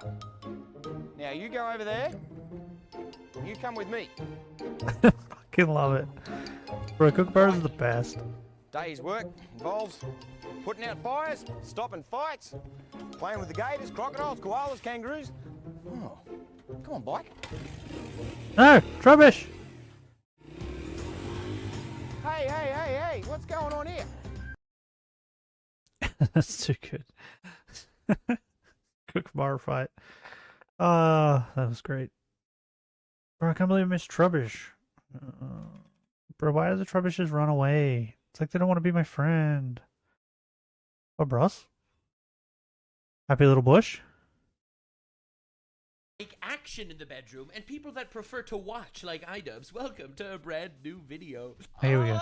I can't believe how much iDubbbz destroyed his own career, apparently. Thank you, God, for the content. Definitely. This is going to be about for future content, because there's so much how to be had. What's his name? Harvey? iDubbbz recently, and by recently I mean 7 hours ago. I think this happened. Yeah, this happened before I went live. But oh my God, look at that like-dislike ratio. Good Lord, it did not go well. Whatever What is happened, this? it did not go well. Jeebus, Phlebus. Guess I'll add to that. Why not? God damn. But anywho, the point that I'm trying to make here is iDubbbz decided to release a content deputy. It is a response to the H3 situation. Oh, what? For those of you that are unaware of the drama, God damn it. I will Stop fill you touching in. me. So, basically, Hamas is a terrorist organization that attacked Israel. Hassan Piker, largest leftist political streamer, supports terrorists. Bro. Ethan Klein was like, yo. Bro. I watched a clip. Was it this morning or yesterday? I think it was this morning when I woke up. It was like one of the first things I was greeted to. Of Hassan literally pretty much confirming that he supports Hamas terrorists. Apparently in that whole 5-hour fucking argument, however long it was, he literally just doubles, like triples, whatever it is now, quadruples down on everything he's been fucking saying. And I was like, oh my God, this guy is like, why does anyone listen to this idiot anymore? It's fucking mental. You support terrorists? Bro, his so brain iDubbbz, damage, his best damage, friend, damage. stabbed him in the back and was like, fuck you, how dare you not support terrorists? Am I cool now? Alright, that's the summation. Alright, for those of you that are unaware, you can definitely watch my my coverage of it thus far. I don't know for why. Now, we gotta see iDubbbz absolutely end his career. I don't know why he thought it was a good idea to debate Ethan. Not gonna lie, I think he's 1000% fucked. I think we reached the end. I think this is the final video iDubbbz will ever make that anyone will ever care about because his content cop went so badly. So lock in, boys and girl. We're about to watch the end of a retard. I didn't know he made Hello, everyone. another video. Wow, that might have been the gayest shit I've ever seen. Back to another episode of Content Deputy. Now, normally in a Content Deputy, I would dance around in my cop outfit in the What woods. is a Normally, I content would deputy? make content that's actually entertaining. I don't know this about video content isn't gonna have cops. any I of don't know that. about the This video deputy will one. not be entertaining. Yo, let's go. Fanfare. We're just All right, let's see. All right, so my guess is he's gonna double down on everything because he's a giant pussy that is already locked in, and now he's making friends with. He's made friends with all the super leftist terrorist supporters. I got distracted. I was So, patting my in babies. opinion, he's probably gonna double down on everything he said, and he's gonna be like, "Ethan, why are you upset that I called you out when you called me out?" When even though they're not remotely similar. just gonna get straight into it. I was All right. hoping that if I made a video about Ethan, he would act like an adult and he.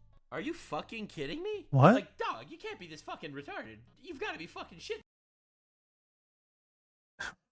What? At the point where he made that content cop, wasn't Ethan the only one at that point acting like an adult?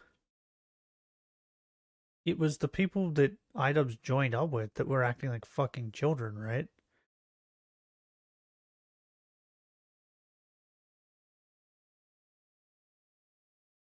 What is wrong with people's brains? Have people has everyone just stopped thinking? Is that what's happened? Everyone just doesn't think anymore? Me. What? All right, so for the record, wake up. This is the video that he made. All right, this is the video he made. It has 7 million views. All right, it is a 7 million view video made to end the career of your former best friend. All right, and this is the shit you played. Was correct. I am.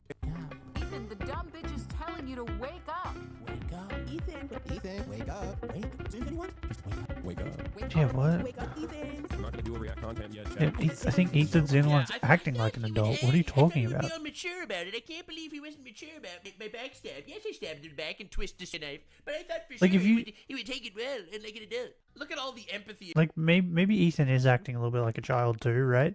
But if you compare the way iDubbbz handled it and Hassan and all that, and then you compare the way Ethan has been handling this stuff, I feel like you would lean more towards Ethan as being the adult in the conversation, right? Like, am I crazy? Exhibited by this guy fucking on his neo-Nazi cosplay and everything. He would keep the attacks directed at me and Anissa. What? iDubbbz after collaborating with terrorists. Yeah, I'm what really you? offended that you were attacking literally not only me. Yeah, Unfortunately, I was. I'm mad that you're attacking the other people who were also in the video. What are you talking about? If that was the case, you wouldn't have put them in your video.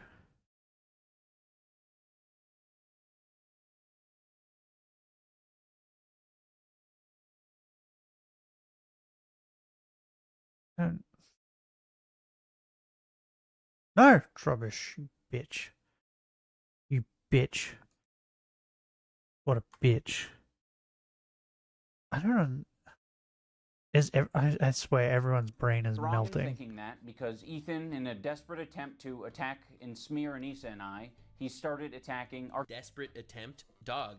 You dropped a 7 million view video trying to end the career of your former best friend collabing with fucking terrorist supporters. What are you talking about? charity event. I don't know if you know this. What? There's no way you're gonna use that angle. These people suck. All right, this entire group of people, they all suck. Yeah, Hassan is like, yeah, they do. And is he? Okay, I'm gonna try and predict what's happening right now. Is Ethan trying to blame? I mean, not Ethan. Ian. Is Ian trying to blame Ethan for his creator clash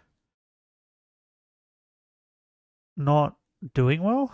That's what's happening, right? That's what's gonna happen. He's blaming Ethan when it was already not doing well. And then like Harvey, or I don't know what his name is, Harley, whatever, fuck, came out and just fucking didn't say it was Ethan. He just, oh my god. why are you criticizing me for supporting terrorists? don't you know that I'm pro-Palestine? And then Ethan is like, why are you criticizing me for stabbing my best friend in the asshole? I have a charity event that didn't raise any money for charity last time. Remember how last time I made a charity event and it didn't actually raise any money for charity, and we ended up all going to the gala? He's not going to be like, hey, my friends. bad. Remember when we did I made this hit piece on my friend, and now people are mad. Last year they lost $250,000. True. Charity event. He's just clown like music charity event. It's kind of hilarious. Every time I see like far leftists organizing like an event, it always ends. Look at Kamala's campaign. Bro, they wasted millions. I don't know what to say anymore. These people are just... You have to give money to be charity. They're just it's retarded. Like a slush fund for them. Ethan and Neela are well aware that we raised $1.3 million for charity. On the first event, when they were still relevant and not complete cucks. The first year of Creator Clash. He didn't bring up first year of Creator Clash, Ethan promoted your project. Just to make this clear. In the first year of Creator But he didn't bring that Ethan up. promoted your he charity brought up event. the last before year. You backstabbed him for your new group of terrorist supporter besties. The second year we operated at a loss, and I take full responsibility for that. In other words, Okay, but you're not going to take responsibility for this year? People gave money, so it should go for charity, and then you didn't end up making any money for charity. In It's fact, you Ethan's fault. operated at a massive loss. In my opinion, that's a massive, colossal L. How could you even call yourself a charity event if you don't They're give freedom any money to fighters. charity? How do you even operate this at a Remember. loss? I don't understand. All you had to pay for was the fucking arena. We did band together. The community and the fighters involved ended up raising $175,000 for charity. It's been really disheartening to see how often Ethan will... I mean, you could have done that without the fucking boxing event. Yeah, because you raised the money on a... Is he trying to say, like... Is he going to try and say, like... He's trying to say we didn't raise any money, but we raised money. Yeah, after the event. In a whole separate other thing. That had nothing to do with the event. And if you'd raised money at the event, you would have done the fucking live stream. You did the live stream because you didn't make money. So you can't turn around and be like, oh, well, we raised money after the fact. Stream. Because you could have literally just not held the event, not done any fighting, and then just did a live stream.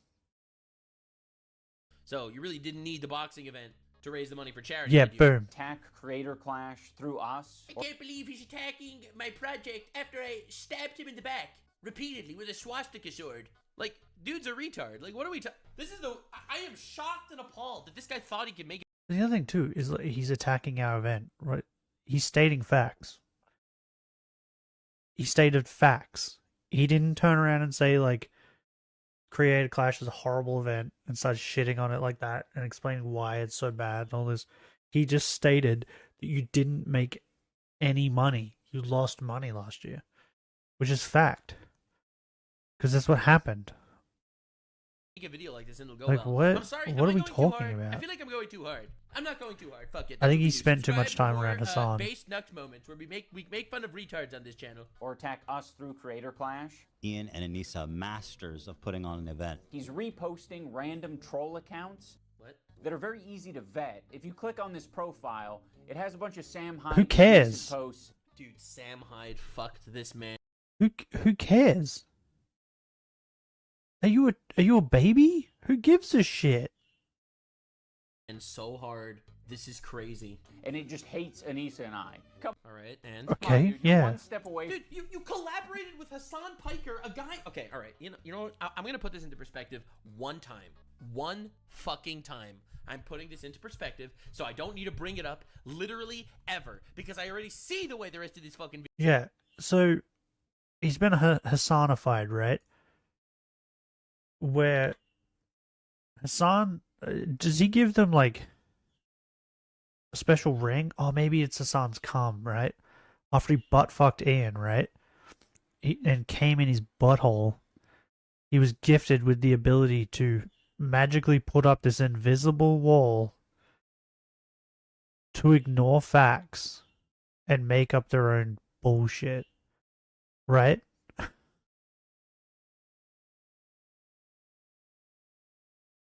Like, that's what happened. Video is going to be going. I literally see the way because they all did the same thing. Constantly saying, "How dare you come after all these literally other things?" Because instead of something else. So let me tell you something.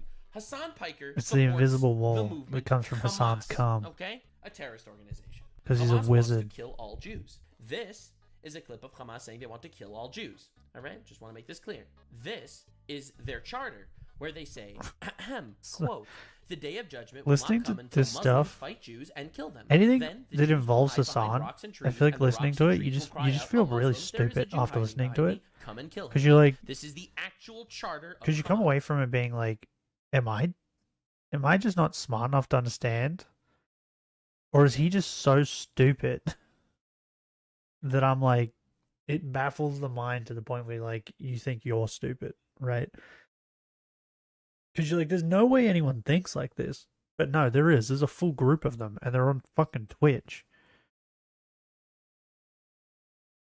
It's insane. All right, this is a senior Hamas official saying we must attack every Jew on the globe by way of slaughtering and killing.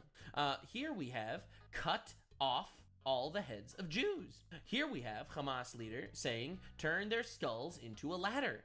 Nice. Here we have Hamas saying that Jews are the worst beasts in the sight of Allah and kill them wherever you find them.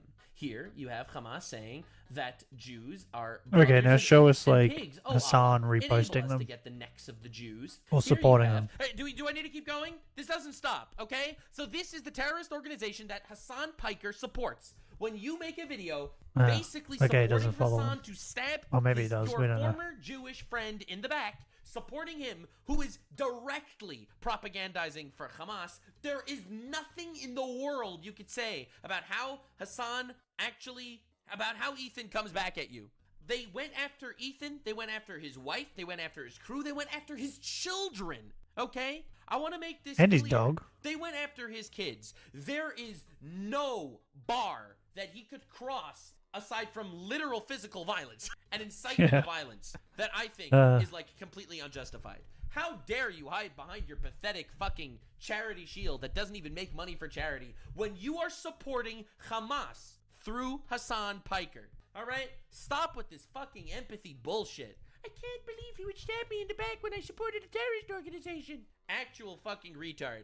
Definitely subscribe because no, it's more like I can't believe you stabbed me in the back after I stabbed you in the back. He's highlighting this post. You're a cuck. That equates Crater Clash to a crypto rug pull. He's saying the event is. I mean, it's a so-called charity event that didn't make any money. What do you call that? Gonna be worse than TanaCon? I mean, it's a charity event that didn't make any money. So, like, what do you think? And he also said it's gonna be worse than TanaCon. Can't wait for them to blame us for their failed event. Dude, you literally are gonna do that. You're doing it right now. What are you talking about? Yeah, of course he's doing it. This is literally what you're doing right now. Yeah, exactly. He's doing it right now. He's already blaming them. Like, he's pre-blaming them. So that way when it does happen, he can be like, see, I told you. It's all because of Ethan, right? It's so dumb. Your video right now is blaming them for your inevitably failed event. Stupid. Don't worry, Ela. I'm not going to blame you guys for anything. Oh, he used her name this time. That's nice. Crater Clash related. I know you're terrified of taking accountability for anything, so that will rest. No, that's You're you. supporting a terrorist organization through Hassan. That's you. On my shoulders. But I can't speak for the internet. The internet might actually blame you guys for it. Now, with this recent revelation that people are... No. Wait, is he projecting thinking that the internet is going to blame Ethan through this? I don't know, Yeah, dog. I was about to say, have you seen the like to dislike ratio?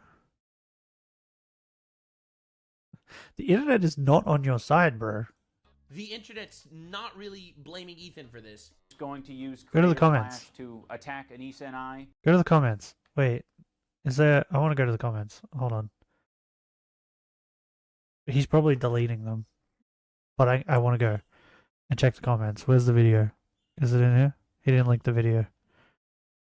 He didn't link the video. That's annoying. Okay. Oh, iDubbbz, there we go. Wait, whatever. What? Oh, it just does that? Oh, that's annoying. Okay, I've never clicked on these before. I didn't know what it did.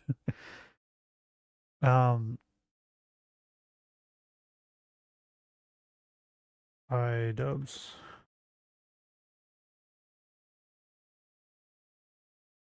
Is it this thing? It's this thing, right? Okay. Has 1 million views. Like, I don't have the like to dislike thing.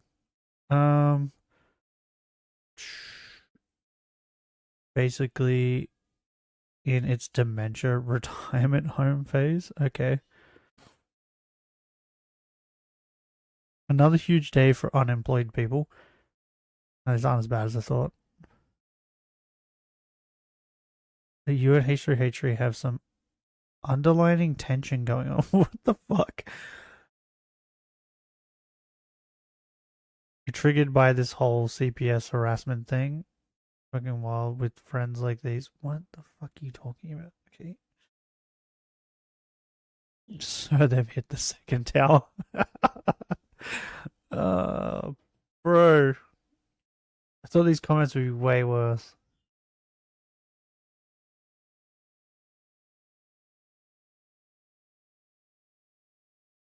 I'm sure the Palestinians are extremely invested in this. Bro, like, the internet is not on your side. Like, he 100% thinks the internet is going to be on his side. And go on a hate campaign against Ethan for him. I'm going to take the moral high ground and not blame you for this thing that's definitely your fault. Nice. Anissa and I have decided Once again, to step away from... He's learnt well from Hassan because he's blaming Ethan without blaming Ethan. Right? That's what Hassan does. So, okay. How does he keep taking L's? This event is done. The top fighter for the event backed out. The owners of the event jumped out. Oh my god! This isn't a fucking content deputy. It's a suicide note. Oh wait, my lord! So then, oh my fucking god! Who pays for it if they back out? I hope you have friends around you that are making sure you're okay. He still has to pay for it, right? Fuck, man! Just killed his career. We have relinquished So let me get this straight. This guy backstabs his friend in the shittiest way possible while aligning himself with terrorist supporters and gets backlash for it, surprisingly. So he loses his whole event. This is a colossal W for literally me specifically. Thank you, God, for these retards. How does this work? To our business partners who ran the previous two events. They're very capable. They know exactly what they're doing. They run events on a regular... They're so capable. They know what they're doing. They lost money on the last one, but they're so capable. Basis. Yeah, what? The event is still happening. Anissa and I just don't have any financial ties. We don't have any ownership. We are... Nice. You know, I think just going to be known as the So, what he's saying is, it's a sinking ship. He realizes he's going to lose a fuck ton of money. So he's pulling out so he doesn't have to lose that fuck ton of money. What a snake. Founders. Go down with the ship. Yeah, right. I mean, I think it had to. You come hit to this rock. Good job. Huge L. We take those. You hit this iceberg. Go down with the ship. Karma's a bitch, eh? Actually, I can't keep my mouth shut. I can't. I mean, I can. I just didn't want to. I want to be frank. I want to be honest. Nice. I was very quiet No, during you the second don't. Creator Clash because I was afraid of how that would impact other people. This year, I said I'm going to do something different. I'm going to fight back if someone's trying to attack me. So that's what I did. And now I've realized, like, I can't really have my cake and eat it too. Who started It's either this? You're going to talk shit like a foul beast on the internet. Who started this? I'm pretty certain Ian started this. Pretty certain he did. I didn't hear anything about Creator Clash and Ethan prior to him making the content cop. Am I crazy? Or you're going to have a charity event. He's trying to make out like, it really can't be like both. H3 started Like, it this. is shocking to watch this happen. This unbelievable coward. Oh my god. He made a shitty video. He destroyed his entire, whatever was left of his career. And now he's like, yeah, it turns out no one wants to associate with me anymore. Oh my lord. He is trying his absolute best to die on this hill. I'm very proud of the event that we made with Creator Clash. I love how he says fight back. Like he didn't initiate this thing. Yeah. No. Ethan saying on a podcast, man, my shitty friends aren't even coming to stand by my side for this. That doesn't mean that he initiated a fucking content cop war. It's still happening, June 28th. I'm just not going to be involved in it. Please, for the love of God, support this event. You know who else isn't going to be involved in it? Anybody. Yeah, what? And stands are going to be empty, bro. You know, I feel like in some ways I'm like cutting off an arm so that I could escape the bear trap. What? And so I can No, fight. you're Well, cutting that's a off bad your arm to analogy. escape You the guys get it. consequences Well, of your believe action. This is a content deputy. That's This what's used to be happening. like some of the most beloved content on YouTube before he became a gigantic pussy. I've already told all the fighters, and it seems like most people understand that this is the best move. If the previous content cop was entertaining to you, or this video is entertaining, or you like... So far, definitely not. The message... I mean, it's entertaining in as far as watching this man's career implode. That is entertaining. I know that this might not be nice, but it is entertaining to watch his career fall apart.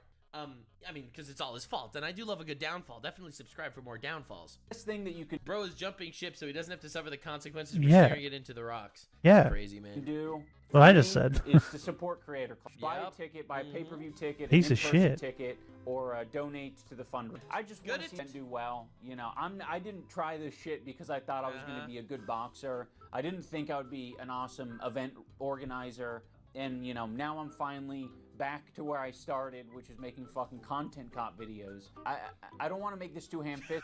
The most hated video on his entire channel. This is crazy. What are we watching here? This is crazy. But I kind of... Bro got cucked at his own fucking charity event? That's glorious. I do want to make it ham-fisted, because I'm like, I spent my last fucking 4 years working on this stupid boxing shit. I mean, it was worth it, absolutely. But, like, it's crazy that I've just... Bro, you just called it stupid. You just called it stupid boxing shit. It sounds like he didn't like this at all. I think he did the first one because he was like, yeah, this will be fun. And then everyone was like, do a second one. And he didn't want to. But he was like, sure, I'll do a second one. Right? That's what it feels like. He only did it because other people wanted it. Content cop. Having said... It's almost like no one likes the person you've become. Yeah, true. This is crazy. All that, Creator Clash ticket link down in the description. Fuck off. Go check it out. Buy tickets. Support the charity. Support the fighters. And have a good-ass time. Dude, I used to look up to this guy like 10 years ago. How the mighty have fallen. I mean, ultimately, I think it's a good thing because I think I am meant to roll around in shit. I think me and Ethan are both meant to be rolling around in pig shit all day long, and other people what are you meant talking to do about? Boxing or debating or whatever else. You said Ethan is not meant to do debating, and then you showed an example of Ethan debating? Ethan and me, pig shit rolling around type of fellas.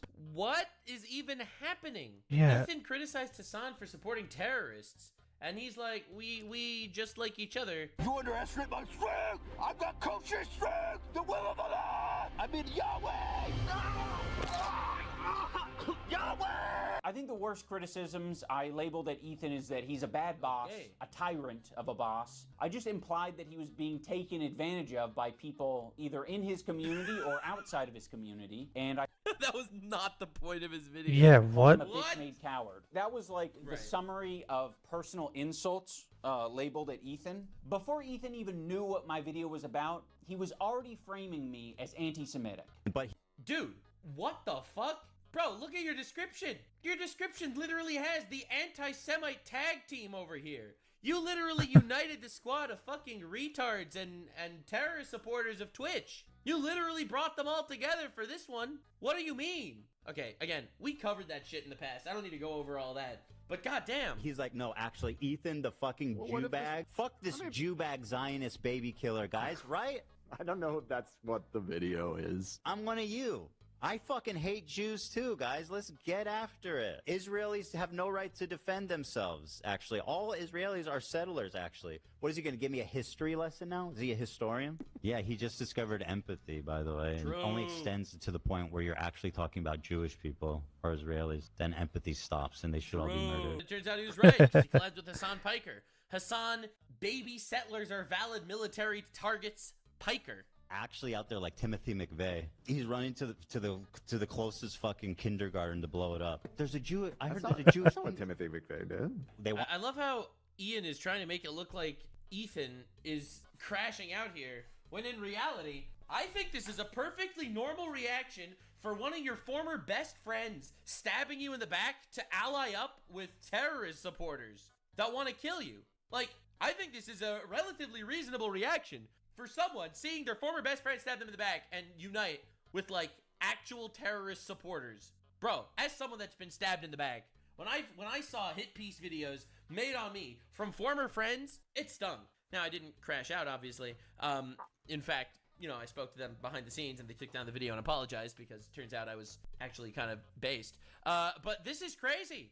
I want all you guys to quit and for me to just be like alone, little Jew. He was live while that video dropped. Like, this is crazy. Boy, alone. All right, we need iDubbbz to become a VTuber. iDubbbz and Cinder would get a Ethan, under a year ago, was They're saying probably best friends. he doesn't use anti-Semitism in that way. He's not a guy to call anything and everything anti-Semitic. Ian, iDubbbz, you're collaborating with people that called him a genocide supporter. You're collaborating with people that support terrorists that want to kill all Jews. The longer it goes on, the more you're like, this is reasonable what response. an idiot. You know, in my whole life, I've never screamed foul on anti-Semitism. I literally have been getting this shit since the second I stepped foot on the internet, and I have never fucking ever done this. Okay, so the people online are saying, "Oh, Ethan's making himself a victim," or "Ethan's making everything about anti-Semitism." I've done this once in my life right now. But he's like, "No, actually, Ethan, the fucking Jew bag, fuck this Jew bag Zionist baby killer, guys." The clip he just showed prior to this is older than this. That clip came before this. Is he trying to use a clip that came before as a clip? I'm getting this right? He's trying to say that, oh, well, he said that he's never used the Jew thing, right? He's trying to frame that last clip as if it came after this one. But this clip is like super recent. That other clip was from ages ago. That's right. I don't know if that's what the video is. I mean, I get that he's scared and offended, but this was the whole fucking point. Scared. Yeah, I get okay. that he's scared and offended that his former best friend stabbed him in the back and collaborated with like fucking 6 Hitlers. My daddy's scared. I assume he's more like, what the fuck? But like, really? Saying that I hate Jews? He's more mind-boggled, I would say. Friend stabbed you in the back with a swastika sword? Damn. Point of my video, Ethan. I was saying that you shouldn't be doing this. It led to me making this video in the first place. You were triggered by this CPS harassment thing. Triggered is the wrong word to describe that. What are you Child talking Protective about? Services came to potentially take his children. Coming from a guy who doesn't have kids. Like, coming from someone who doesn't have kids. From him because of retards on the internet. I get that you're upset about that whole people harassed you to take your children away from you and got the government involved. But like, you're calling me an anti-Semite for collabing with 6 Hitlers? Holy fuck, iDubbbz. Where's your empathy? And then you immediately equated Anissa and I to it. That was sloppy and that was horrendous, and it was horrendous for us. Oh, what are you talking poor about? Ian and Anissa. Oh, I can't. He attributed the CPS thing to iDubbbz. No, he didn't. He went straight to the source. Denims. I can't believe they felt bad that CPS was calling somebody else's children, and he was like, "Why aren't my friends sticking up for me?" Yeah, wow. And now you're doing it again. I'm gonna watch it live. Should you? Yeah, I mean, I don't care. But like, why? I just don't think. I feel like you're gonna get really emotional and say something you regret. Well, I've got the button. Like, I know you don't. Is this dude been wearing this wig the entire time? I only just noticed that. What a beautiful woman. I don't have a problem taking it head on. But I just feel of course not, because I know. Fly it directly to the forehead. Upset, and I feel like it might be a little. Do you wait to talk about it, or you want to talk about it? You should do it off stream. Because I don't know. This escalated initially because we were live and you guys were heated about. I forget what it was. I just think it might be wise to watch it, think out your thoughts, and respond. I mean, I respect them for saying this. It Yeah. probably is what I would do as well. It's definitely the right opinion is to watch it off stream and think out your thoughts and come up with the proper responses. Yeah, see, boom. And this is the difference between fucking Hassan and Ethan. Hassan, the groupies like this, wouldn't say anything like this. They'd be like, no, just don't watch it. We'll watch it and we'll just tell you about it. Don't watch it. Right? Complete opposite. Instead of just jumping into it. I think so. However, I think it's perfectly valid for Ethan to want to respond to it literally in any way he wants. On in a calm way, because there's no chance that you don't get heated. I don't need to fucking pre-watch this. I don't need someone else to hold my hand through it. Like, I'm ready to take on anything that these people have to say about me. He's like, no, actually, Ethan, the fucking Jew bag. Fuck this Jew bag Zionist baby killer, guys. I'm one of you. I fucking hate Jews too, guys. You attacked us, so I attacked back. You have got to be kidding. Like, dude, all right, Hamas attacked Israel, all right? So Israel attacked Gaza, all right? And everyone claimed that Israel's attack back was not proportional, right? That's Hassan's argument. That's his argument that not proportional retaliation, all right? You are a fucking hypocrite shitbag if you think this is a proportional response to Ethan saying, man, I wish my friends would stand up for me. And he's like, you know what? 8 million views content cop. We're going to destroy your career now. Let's collab with 6 Hitlers. This is awesome, bro. This is awesome. And now you're acting surprised and shocked, and you're doing it all. You're surprised that I made a content cop Yeah, on you? bro. Yes, you should be. You stabbed your friend in the back to support terrorist supporters. It's so Yeah. stupid. I don't even know what to fucking on say your anymore. podcast live. So naturally, you reacting live is you having an emotional reaction and seeing things. Explaining to him not to have an emotional reaction when he dropped a fucking nuke on his head? Like, dude, you dropped this content cop. You made it. You published it. It has 7 million views. You made it. You know your content cops go hard. All right? This used to be your flagship series. You brought it back from the dead for this. What are you even talking about? Things that honestly are scary. I just said You're acting scary. Vented about them not defending me. What the fuck is he like? He's actually losing his shit and like I just can't. It's the Hassan approach. Make big issues seem very small when they're involving Ethan. That's what he does. He's trying to make whatever Ethan is talking about mean nothing. Like it's fucking, oh, I only just like slapped him on the arm. Why is he mad? Meanwhile, you know, that slap involved with a knife and now his arm is gone.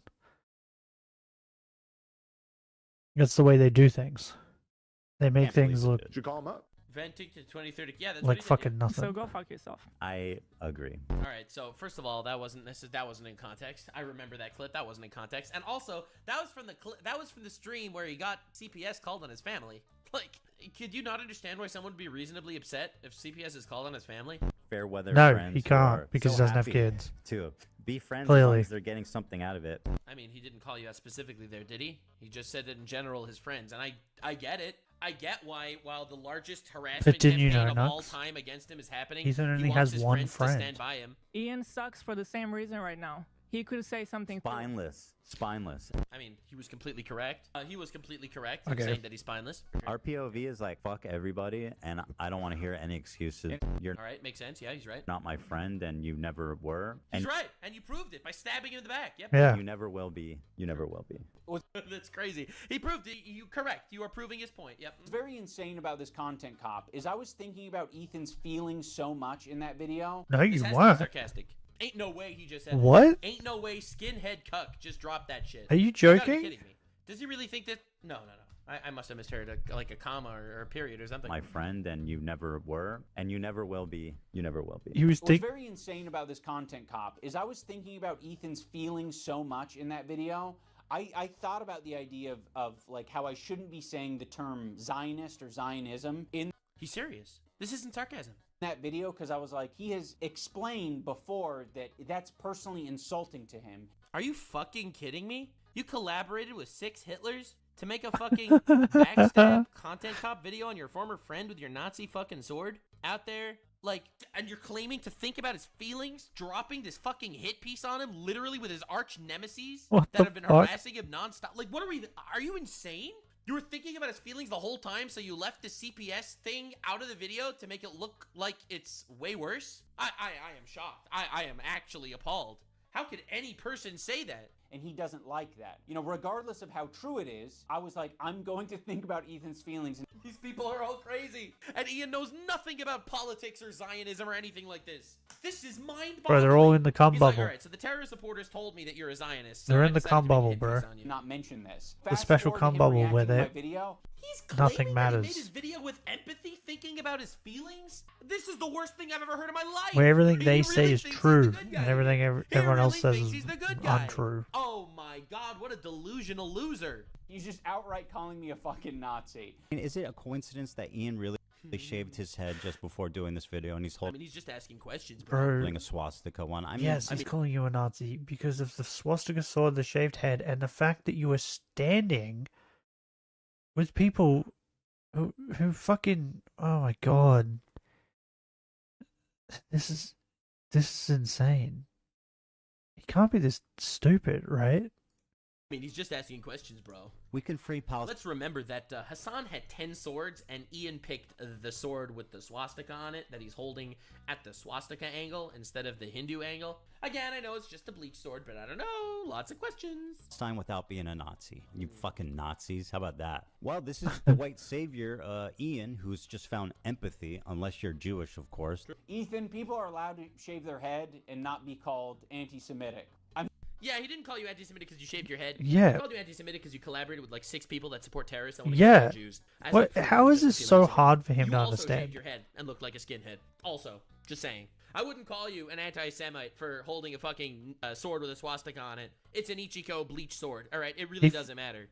But He feels like the type of guy where he would like shoot or stab someone, and then they would say, "You shot me."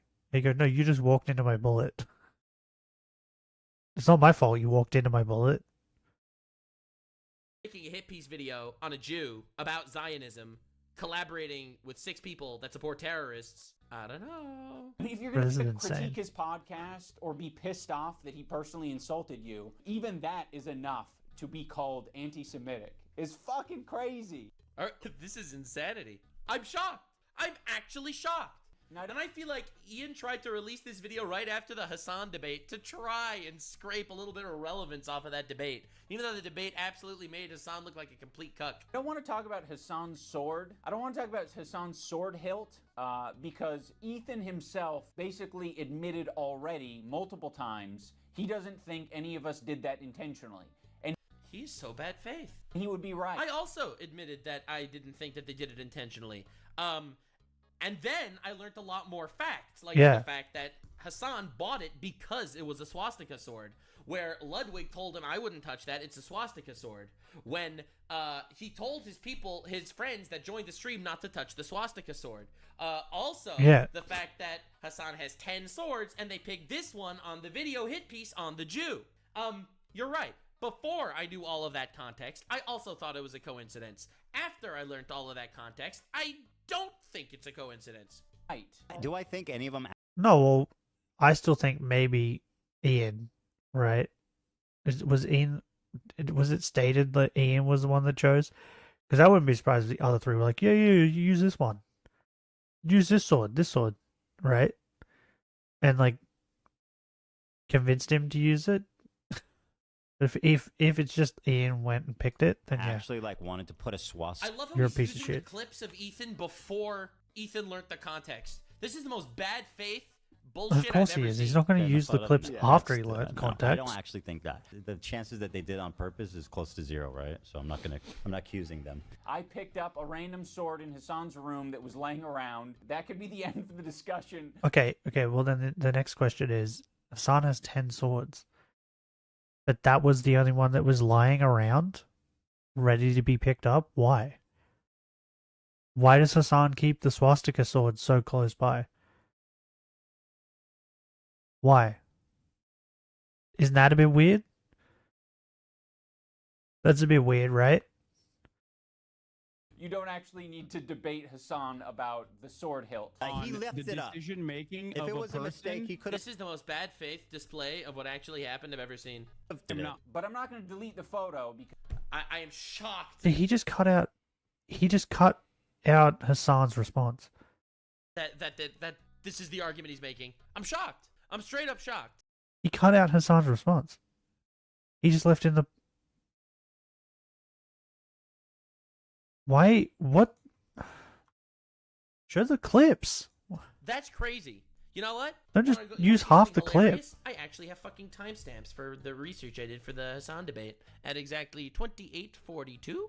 there's some pretty crazy shit that happens. Yeah, what is it? Do you think going back that it was a mistake to use that sword? I don't really care about this at all. Okay, fantastic. Well, that really shows where you're at on this. Go ahead and ask me a question. Good shit. Good shit. Anyway, I'm glad we're all on the same page. They, probably coincidence, yeah. Because that would be indulging in your weird anti-Semitic fantasies. We can free Palestine without being a Nazi. You fucking Nazis. How about that? Yeah, because it's fantasies. I'm done being nice to Ethan.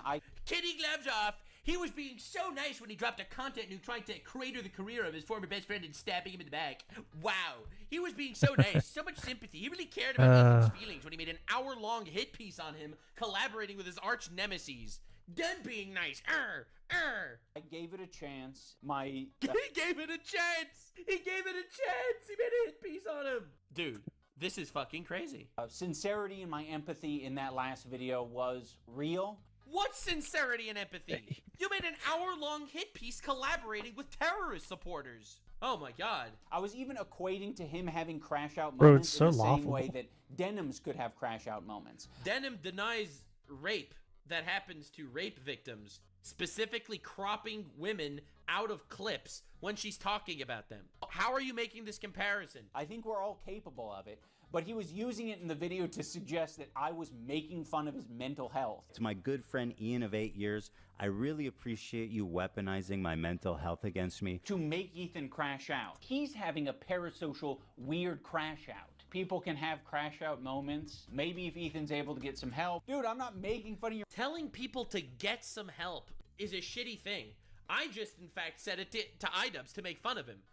Listen, I know that this is very stressful for you, that the internet is calling you a complete clown because you are one. I think you should definitely get some help. This is condescending, by the way, all right? This is not empathy. It's fake empathy, which is so much worse than just straight up being a bitch. I really prefer someone being an asshole to me instead of the fake empathy. Unbelievable. Your mental health. Do you think most of iDubbbz's money comes from his wife's OnlyFans? Has to, right?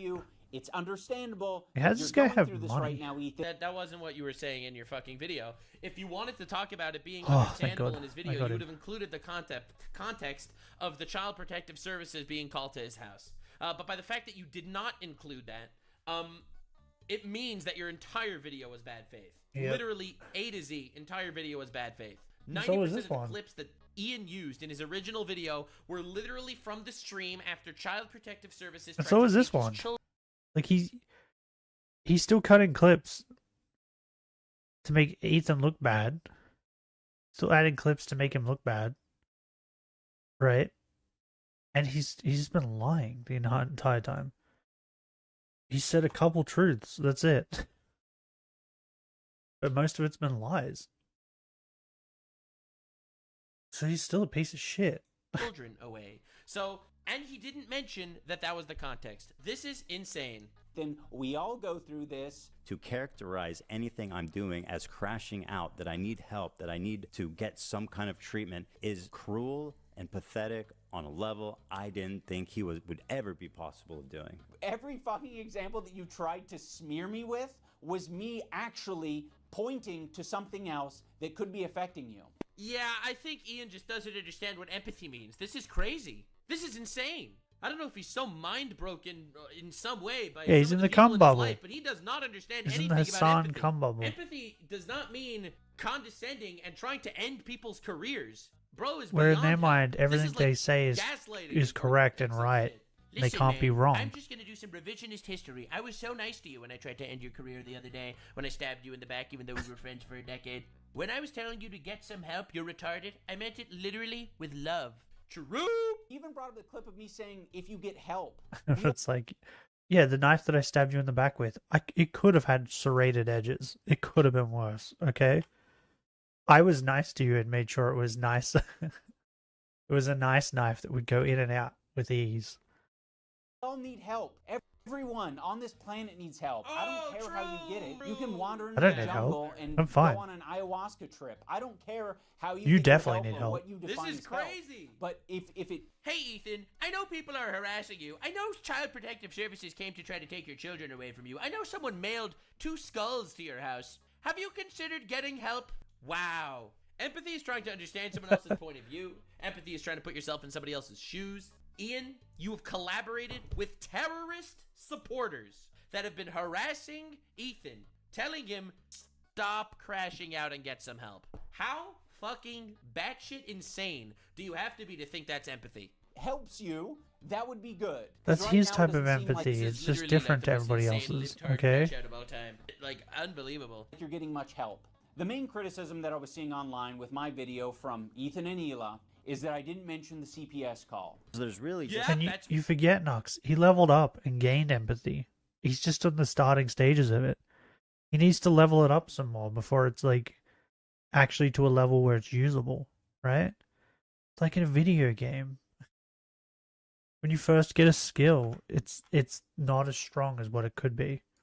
For sure. One central point that I want to make here. My good friend Ian, in his hour-long takedown, did not mention one time Child Protective Services. Not one time. There was not even one mention of CPS. And a lot of the clips he uses is us fired up from the day that it came to us. So, like, without even explaining that at least that's the context, it's pretty cowardly.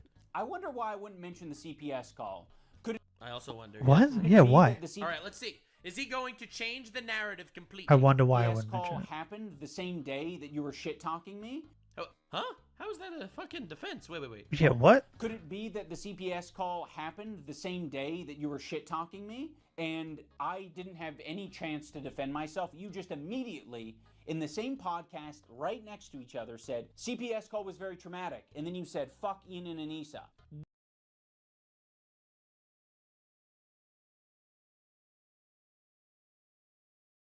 But wasn't Ian his best friend? I'm pretty certain he would have told him about it before the podcast, right? It seems like something you would mention to your friends. But even if he didn't he post a tweet about it? Like ages before the podcast. Like just after it happened, I think he tweeted about it, right?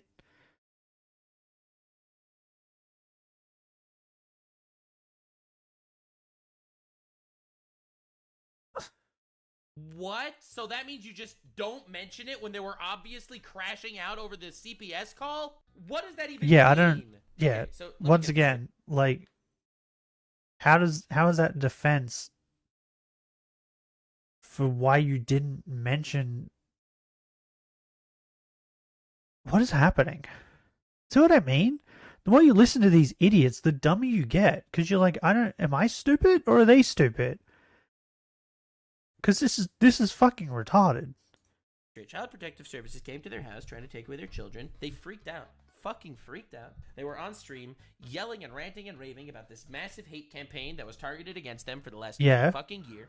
And talking about how they seem like they're not getting any defense from any of their and then friends, this is the reason he didn't put. Because it happened at the same time. He didn't mention Child Protective Services in his video. The fact that they might be slightly emotionally compromised in that fucking stream when they tried to take their children from them earlier that day? That is the most retarded justification attempt I've ever heard in my entire life. Ian, if you wanted to be fucking empathetic, you wouldn't have blindsided him with a content cop.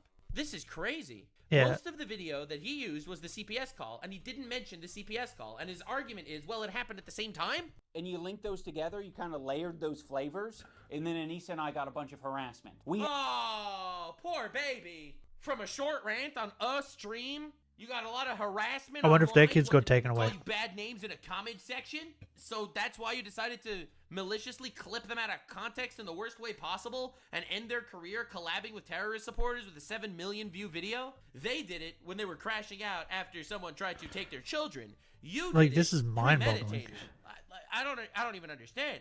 This is crazy. Oh my god. The ego on this motherfucker. Look at all that empathy. He had nothing to do with the CPS call. What are all these fucking comments on your Reddit? iDubbbz admitting the CPS. What are you talking about? From all the clips I've seen of the stream, the CPS call stream, not once have I seen a clip where he blamed iDubbbz for it.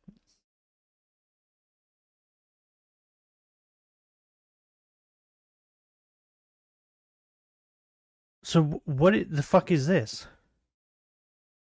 Well, because people on a subreddit blamed you? CPS call for content cop should be a bigger story? Yeah, absolutely. It's saying, like, it happened because of the CPS call. What? What happened because of the CPS call? What is he talking about? They're upset that there's a gigantic hate mob against them, okay? They're hate that a gigantic hate mob is against them, and that all of their former friends, like Ian and Anissa, are silent about it. Yeah, I get why they're upset. I don't entirely blame your audience for getting confused because number one, it's a fucking cult, and number two, the timelines. Yeah, right. Ethan's audience is a cult, not Hassan's, the terrorist supporter. That's not a cult. Right? So if anyone's watching your dumbass, their brain is also going to get scrambled. Be friends as long as they're getting something out of it. So again, he's not showing the context. What was the okay, I'll play this part. Did you guys ever find the context of what I was talking about here? Because I feel like I wasn't even talking about him. I could be wrong. I just don't remember ever saying like. If I did say that, I thought you were talking about them, about Anissa and Ian in that clip. That's the same clip of it's all the when part of the CPS same was clip. called. Yeah. Same clip. It's part of the same conversation. You completely wiped your brain of what... That was literally part of the same conversation after CPS was called, and he was freaking out on stream that people tried to take his children away. What are you talking about? It happened during the CPS stream. Yeah, because he was emotional, So right? Ian, why didn't you have his back after CPS was called? Why didn't you make some sort of statement saying that's fucked up? What? That's not my fucking fault. That's no one else's fault but yours. All I wanted for you to do was say the bare minimum of like, hey, this is Did he just say it's no one's fault the CPS was called except for Ethan's? Is that what he just said?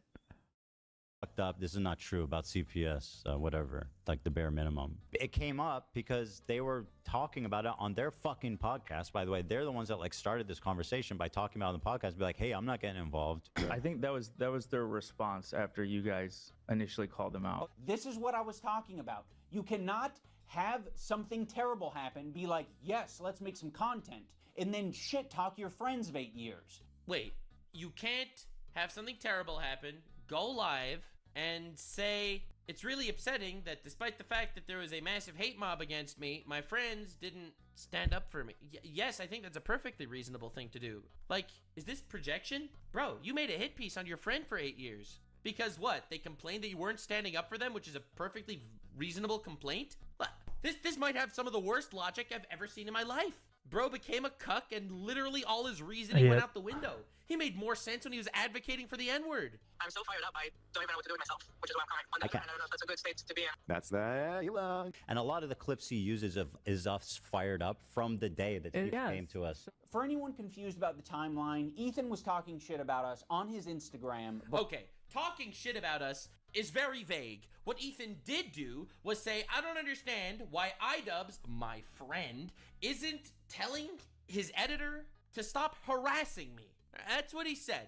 Like, he's like, my friend was harassing. I don't know what to say. This is so dumb. Me and he didn't say anything. All right, This is Before any so CPS dumb. shit, he was also talking shit about us on his podcast before any CPS visit. On March 7th, CPS visits Ethan and Hila, and that same day, they decide, let's do our podcast. And let's have the topic be the CPS visit and how distraught... Okay, there's a lot of context here that he's like not including, like the fact that there was a 1.5 year hate brigade against Ethan from the whole Hassan community. So, unironically, when he said that he wanted iDubbbz to stand up for him, obviously he wanted him to stand up for him over the course of, you know, the year of getting harassed by the fucking Twitch Hitlers, okay? The Godzilla shirt looks the icing on the fucking cake. cool, It's though. the worst thing that's ever happened to a content creator that I could think of, aside from actual physical damage. Like, what is even going on? We are about that. Bruh. And then right That's what I'm next saying. to that, right after it, you guys talk about me and Anissa. But you don't just talk about us. You shit talk us, and you imply that we're friends with people who are doing this. Well, you're not friends with Ethan. That you proved pretty well. Yeah. Who are the ones who are harassing you? Do you have evidence that H3 Snark called CPS on you? Did I say Like that? Random anonymous. Did I say that? He was okay. This is bad faith also because he was. I watched the actual debate with Hassan. When he's saying, "Did I say that?" is he was referring to in the debate, not in the title of a YouTube video. Which I think, by the way, even if first of all, even if it's not true, it is super likely. Like, let's be real here. Yeah. 95% chance the person that called CPS on him was a hater. Like, are you fucking retarded if you think that's not true? Just to be honest. But this is crazy. This is not debunking what he's saying at all. He's talking about in the debate. Oh my God. What's the? I said they're primary responsible for harassing me. What the fuck? So I don't know. To be honest, I'm very proud that I didn't immediately Yeah, jump. Like he just said, I don't know. He wouldn't know who called CPS, but he has a good idea. To Ethan and Neela's defense, because when you look into the story, it actually looks a lot shittier for Ethan and Neela. And I do mean that literally. There was this... Oh no, he's gonna do the shit conspiracy. Oh my You've God. gotta be kidding me. H3 stream. This is where the worst Ethan video was I've ever dumping seen. As per usual. He was talking about his own health. He was talking about his caca breath, his dog having diarrhea, his dog having giardia. Olive has giardia. It's a bacterial infection in the intestines that makes you have diarrhea. His child running around putting things in their mouth. Sonny's crawling around. Yeah, he's a putting baby. everything in his mouth. That's what they He's do. At that age, he has giardia. I mean, Idubbbz has no idea what having children is like, but kids Yeah. do that. The whole family possibly having Bro, giardia. bro, my niece is 10. She still does that. She fucking went in a room when I was over there last time, and I was... When was it? When was it? It was like Friday or Thursday. The last day I had off, right? We went round to my sister's house to pick up cans and stuff, and I walked into my niece's room to, like, say hello and all that, and she said hello, and then she went and she picked something up off the ground, and she was like, oh, that's where that was, and then she put it in her mouth. It was like a pen or something. Like, she's 10 and she still does that. This is what children do. They put things in their mouth.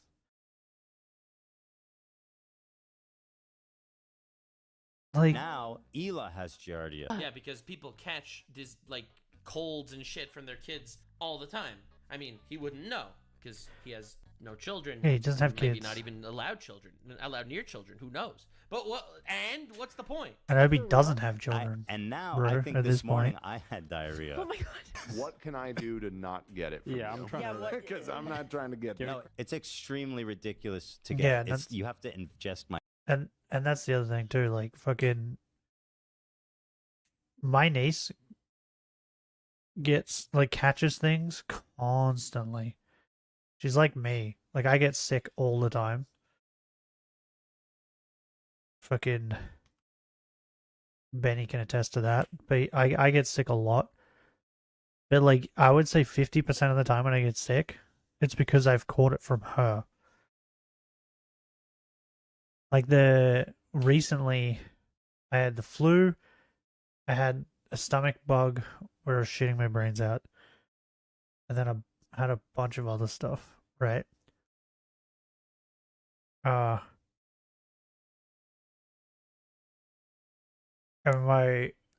I got it from my niece.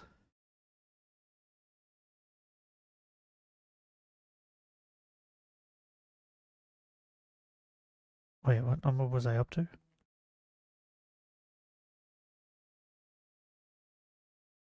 I think I'm up to 6, I think.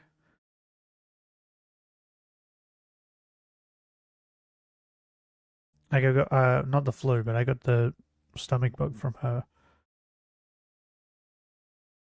So yeah, like my poop. Talking about the viscosity of his child's shit. And all all the I did was he's hug her, I covered think. in viscous, low viscosity,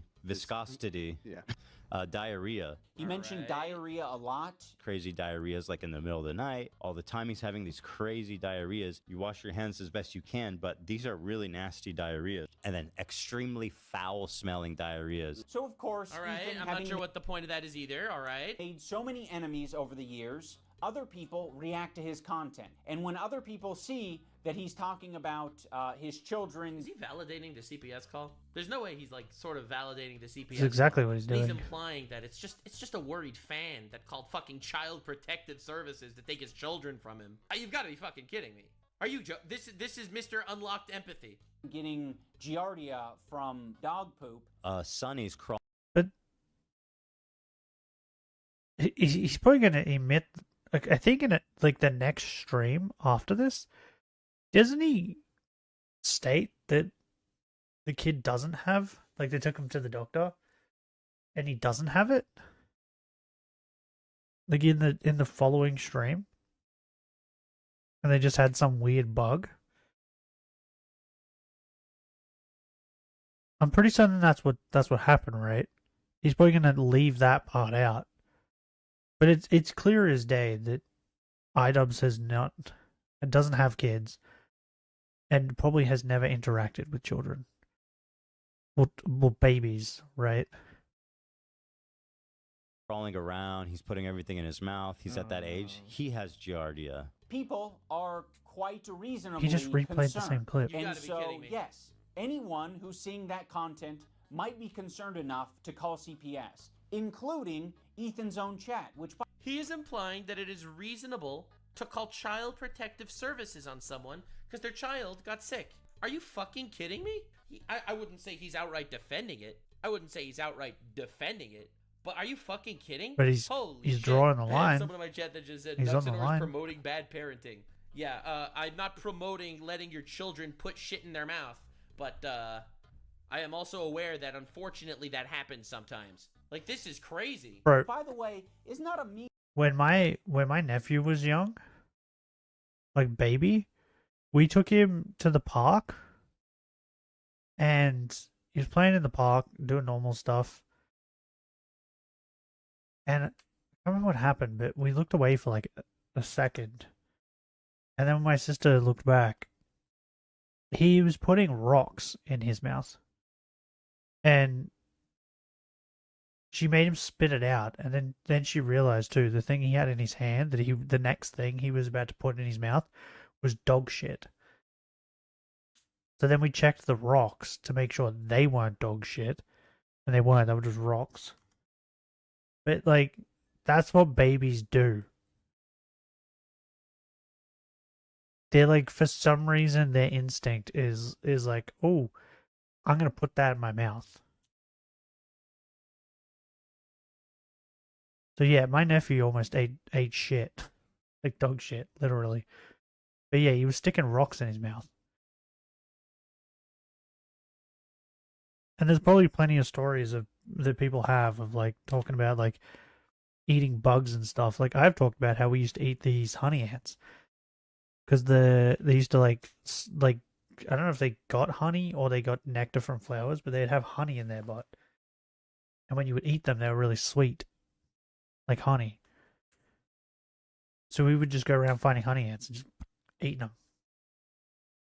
Like this is what children do, right? Children are stupid. They don't know better. Measly number. It's about 26,000 at the time of this stream. So there are 26,000 people listening to Ethan go into great detail over 7 or 8 minutes. Yeah, but you know what else? You haven't shown a single message in Ethan's stream where they talk about calling CPS. There's not a single one. Not that I've seen. Yet there's a fucking 1,000 of them. It's about diarrhea, viscosity of diarrhea, his child having giardia, him and his whole family having giardia.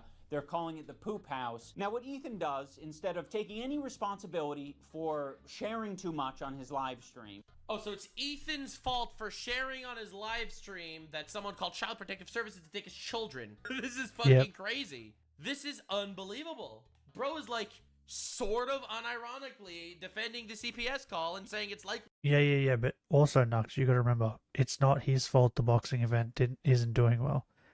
It's Ethan's fault. It's not his fault.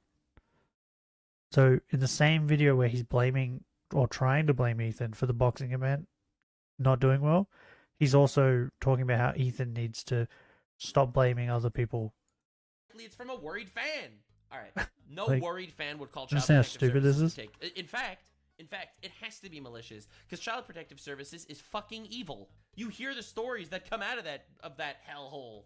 This is insane. I mean, obviously, there are a lot of instances where Child Protective Services do absolutely need to be called in cases of abuse and gross negligence and stuff like that. But there's no way any of this is even remotely getting there. Like that fucking YouTube chick Is that he decides to who like wasn't attack feeding her kids and specific shit. creators like Denims and say she was the source of the CPS call because her chat was reacting to Ethan and Denims was reacting to Oh my this God. video being like, oh no, when they were talking about CPS getting called. Saying, wow, this is concerning.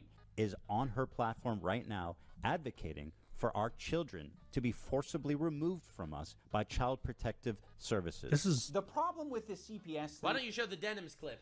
Show the Denims clip to prove him wrong. The reason why he's not doing that is because he can't. Because the Denims clip looks fucking terrible and definitely implies like she's condoning calling CPS. Like she was, from my perspective, condoning it on her original stream. Of course she was. Later walked it back because she realized that's retarded and evil. But she definitely looked like she was condoning it to a chat of thousands. So yes, is that because Ethan kids don't has remember proven to be anything. a manipulative It's fine piece to of give shit. them trauma. So when did he manipulate people? He didn't even prove that in this video. Oh my god. Calls on me to defend him. Dude, I don't even like Ethan, but this is awful. This is like unbelievable. What the fuck am I... You know what literally saved Ethan's reputation to me? The fact that the most unlikable people all got together to harass him. The fact that you got like terrorist supporters. Yeah, that's what I was saying. Was it yesterday or the day all before? coming together to harass Ethan. I didn't really care about makes Ethan. me like him more. I like Or Ethan Hassan. so And then all this much stuff more started. because of And all I this was like, harassment okay. than without it. It's insane. I don't like to Hassan. do. I don't And trust you, and I'm glad I didn't trust it's making me you kind of like because Ethan. In your video defending yourself, Because of all this. you used a video that takes context from like 3 different places. Why don't you show the actual video? And combines them to make it seem like someone is coordinating an attack on you. People were coordinating an attack on him. Yeah. What is even going on? What are you Love talking about? made a good point. You said, is this every comment? I believe this is a live feed of the chat. This isn't edited. What about the top right? I thought these were No, it's selected. this, I think when you full screen it, no, this is an edit. It's a cutout of the full chat. It's just enlarged Oh, there, really? over the screen, yeah. They're different, I think. Yeah, It's not timed. It's not timed the same way. I mean, my guess is Yeah. this is like a Denims chat, not specifically this one, but this is like a Denims chat talking about the CPS thing, just not specifically what's going on here, just like a screenshot to scroll. But it's Yeah, but like, yeah, the other thing is too, like, the chats don't move the same. Like, the one that's on screen right now doesn't move the same as when I get it.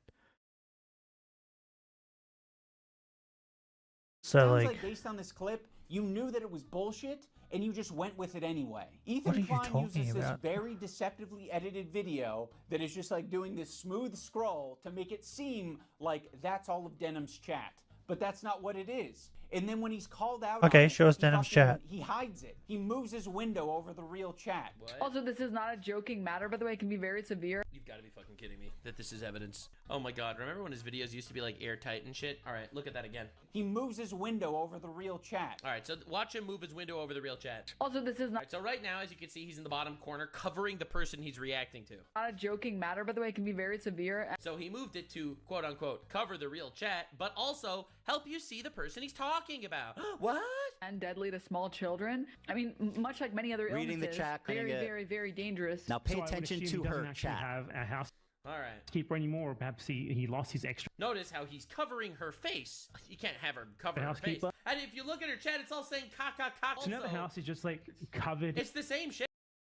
but, like, you know how Ethan could prove this? If he showed Denim's chat, her actual chat, if this is fake. But he can't because she deleted the video. You know why? Because this is what the chat was. She deleted that stream, I'm pretty certain. And this is what the chat was. That's why she deleted it. That's why you can't go back and find It's not the same it. exact chat, absolutely. But it's the same concept, the same context, it's the same idea. Like- and he moves himself there to actually show the screen. Shit. And he has kids. Oh my god. And So his kids like stupid. Why does it have to be anyone else's fault but your own? Take some fucking responsibility. I by the way, think that Ethan should not have shared the whole Giardia story online. I do think he should take responsibility and should absolutely not at all talk about his kid's personal life and shit. Yeah, to at his this audience. point- I do think so. Get it? At this point, I do definitely think would that was definitely a stop massive talking about my H3, kids, right? 100%.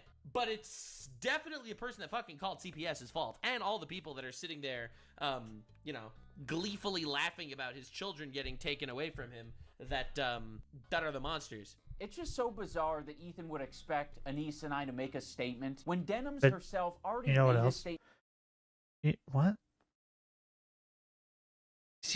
What is he about to say, that we shouldn't have to make a statement because Denim's made a statement? Right, how does this get stupider and stupider?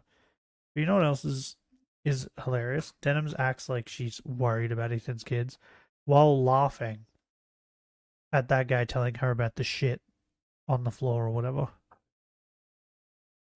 Like she cares.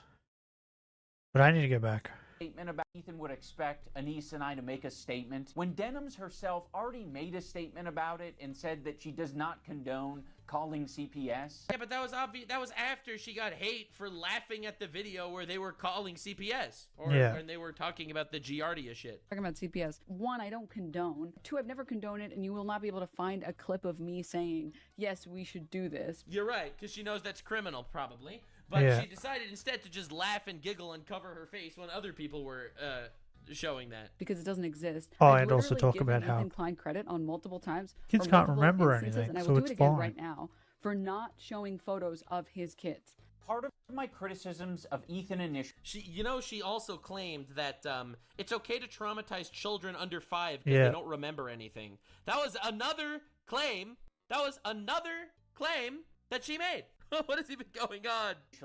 Was the openness. I think it's a problem that you were that open, Ethan. Well, you know I'm very open about everything. It's part of how I wanted to conduct myself. Yeah, I agree. I actually agree that he's too open. That's why I keep my personal life private, because it's no one's business. So I do agree with that in general. But that doesn't defend the retards. Yeah. I think it's absolutely a good. It doesn't give you a precaution reason that to Ethan do what should you take did. to keep his personal life private. But that doesn't defend the people harassing him. Yeah. How I wanted to relate to the audience is to be open as possible about every fucking thing in my life. It is not strictly a benefit to be as open as possible on your podcast. Ethan was just sharing his thoughts, what we were thinking. We were. Did he say it was a It's not benefit? good to be as open as possible. Anyway, my wife sells her titties online. Hell yeah, items. Yeah. He knows a thing or two about keeping shit private. That's Everything my knows go. everything. Everybody knows everything Sonny's about his crawling wife. around. He's putting everything in his mouth. He's at that age. He has Giardia. We were speculating. And now Ela has Giardia. Shut. Be open as possible about every fucking thing in my life. Again, if he wants to do it, he could do it. I think it's a bad move, but bro, it's absolute. They are absolutely. What does the Bill Burr thing got to do with How it? many siblings do you have? I don't know, dude. The internet's too fucking weird to give out all that information. Oh, you don't even want to say how many because you're afraid that it will Yeah, by all somehow means, your keep talking privacy. about it. On top of Ethan characterizing me and my wife as anti-Semitic, he also takes a dig at my tattoos. Bro, you literally look like a fucking free tattoo pack that you get Is he including this? Why is he including this? for 25 cents from a windy thing, bro. Like literally my kids have cooler fucking tattoos from Chuck E. Cheese. Dude, 2 retards fighting for real. Yeah. Bro, looks like he just went to the menu and Gives was a like, okay, shit, that one, bro. that one, that one, that one, that one, and that one. I have quite a few options here. I can show your tattoos in all of their glory. All right, great. So you both look like strippers. Hell yeah, dude. What are we even talking about? Yeah, Who what? cares? Or I can show that your tattoo made it to the top of awful taste but great execution. Oh, that is a bad subreddit, tattoo. which that is a bad tattoo. is not a good thing. I mean, it might be a good thing for the artists that you work with because that means that they I hope that's not real. That is awful. Oh my god. did a good job from a technical standpoint, but it's sort of That's some uncanny valley shit. Yeah. Why I are we take it talking all about their back. All tattoos? the Who gives a criticism towards shit? Ethan Klein is now warranted. I take it all back. a failure in They might as well start fucking every other aspect, arguing and particularly shitting the on each other's hair. decision-making aspect. Like, who If you want cares? to go tattoo for tattoo, Ethan, we can do that. You want to keep it to other things, we can. I'll give you that option. Dude, I love how I don't like pretty much any every tattoos. time there's like I always drama think between most like of them are leftist bad. YouTubers. And I mean this every time. I want you to prove me Cinnamon wrong. Toast It's Ken not has some every pretty time. good tattoos, It's though. literally I'll just say that. recapping this video. I don't know how it happens. I don't know. But they all wind down to 2 retards fighting. It's Yep. crazy, bro.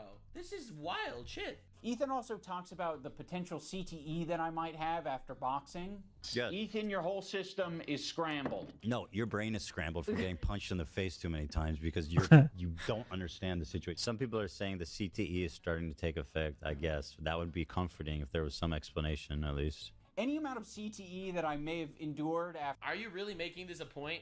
Bro, Yeah. you made a brain dead video, so he called you brain dead, and he's like, you called me brain dead? I will fight back now. No, but on top of that, two boxing wasn't he just matches, reading I'm a gonna say comment? is preferred over having to share the load of doing 50 jumping jacks with my wife. What if we do both do them? We'll both do 25 at once. 25 Wait, so he didn't. Oh my goodness! Great. He form didn't by both. deny that he might have CTE. Also, why are you talking about What? CTE at all? This is the worst video I've ever seen. How what- did he really come back why are from you this talking absolute about it? content flop to release You could have this? just ignored I it. can't even believe it. Illustrated that you can't keep track of anything. It came up because they were talking about it on their fucking podcast. By the way, they're the ones that like started this conversation by talking about it on the podcast. Be like, hey, I'm not getting involved. I think that was their response after you guys initially called them out. He can't even keep straight who attacked who first. He thinks that our podcast, where we're expressing sympathy for him and Ela, Sympathy? Where What? they refuse to stand by their friend is sympathy. was the impetus for him talking shit about us. He was talking shit about you because you were silent while your editor was harassing him and your new friend group was harassing him. And he was like, whoa, I don't understand why my former friends I forgot are not about the standing up editor for me thing. when we're being harassed by people that associate with you. So, while he definitely said the first thing, your silence spoke volumes. And you know what? He was right. You are a retard. You did stab him in the back. He was literally correct. These people all suck. It's incredible that this is going on. This is just pathetic. All I these cannot people believe suck. Idubbbz is ending his career with this one. I much prefer boxing Jordan Peterson was completely right. They fucking eat each other alive. induced CTE than harassment induced CTE. Ethan acts like we're such great friends and that like he shared such intimate moments with me. Bro, you just in the beginning of this video said you were friends of 8 years. Yeah. Why did you shit talk What? me? You started your video with that. But it's all horseshit. He's lying. Like the whole He starts his video saying, I can't believe they're calling me out. I can't believe you're calling me out. When we were friends for 8 years. You say we were friends for 8 years? You're lying. whole thing is a fucking lie. He's manipulating his audience. We did not have a close relationship. You guys were buddies for a long time. He texted me like one time, like, hey, dude, we should talk this out. And I was like, I don't feel like having this conversation right now. That's it. So he's trying to get me on the phone or text with me. And I told him, dude, honestly, I don't feel like having this conversation right now. Okay. Fair, right? I just didn't want to do it. Okay? Just in that particular moment, and then or like at all? Well, it turns out I didn't want to talk to him at all. Okay. If the relationship was that close, you would have talked to me on the phone.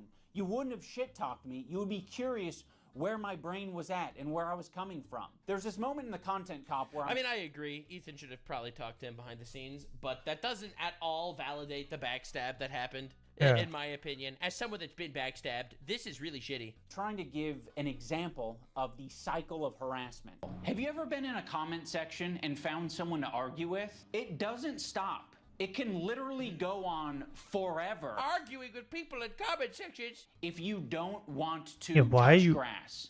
why are you arguing with someone in the comment section?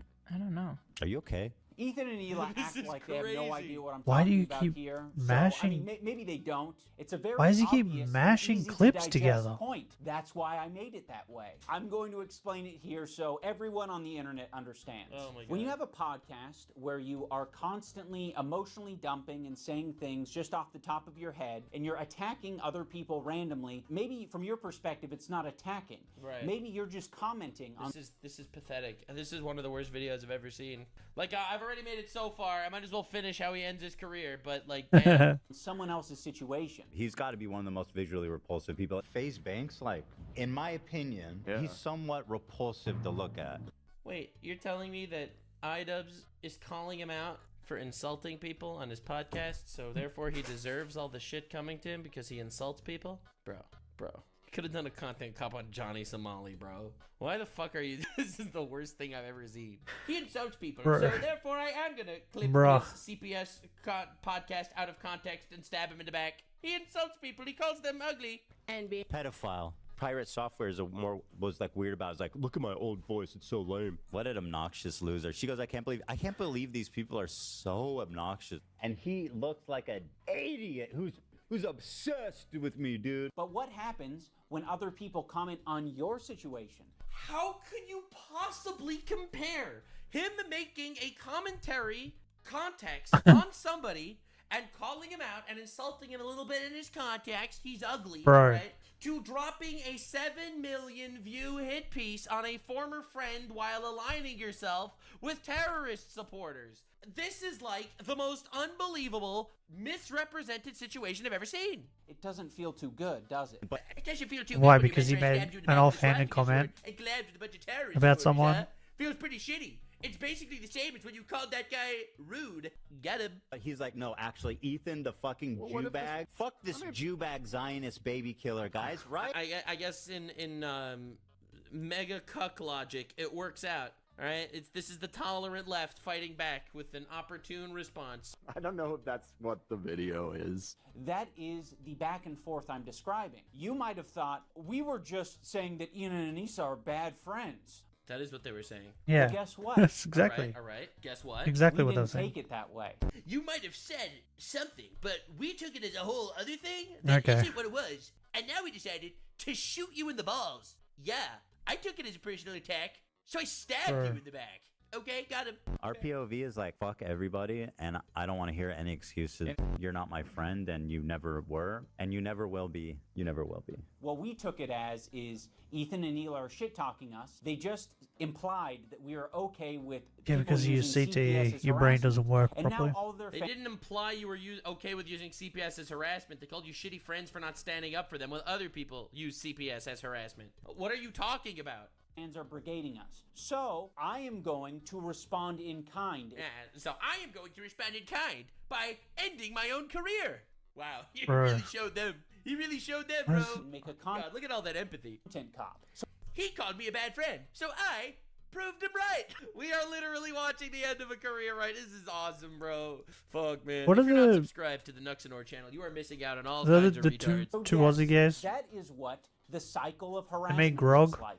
Okay, what does that have to do with me? I don't know. How about What you do they fucking say about Nazis? this? How What do about they that? think You realize about that this happened stuff? afterwards, right? You might 'Cause they think was- that they all were the friends with harassment Ian, you're right? getting has everything to do with your politics. What's their and your opinion on this idea of idiot Israel, now? Palestine, but a lot of my gripes were No, that's not why there's harassment towards him, because of his views on Israel Palestine. It's because all the terror supporters are upset that he doesn't support terrorists.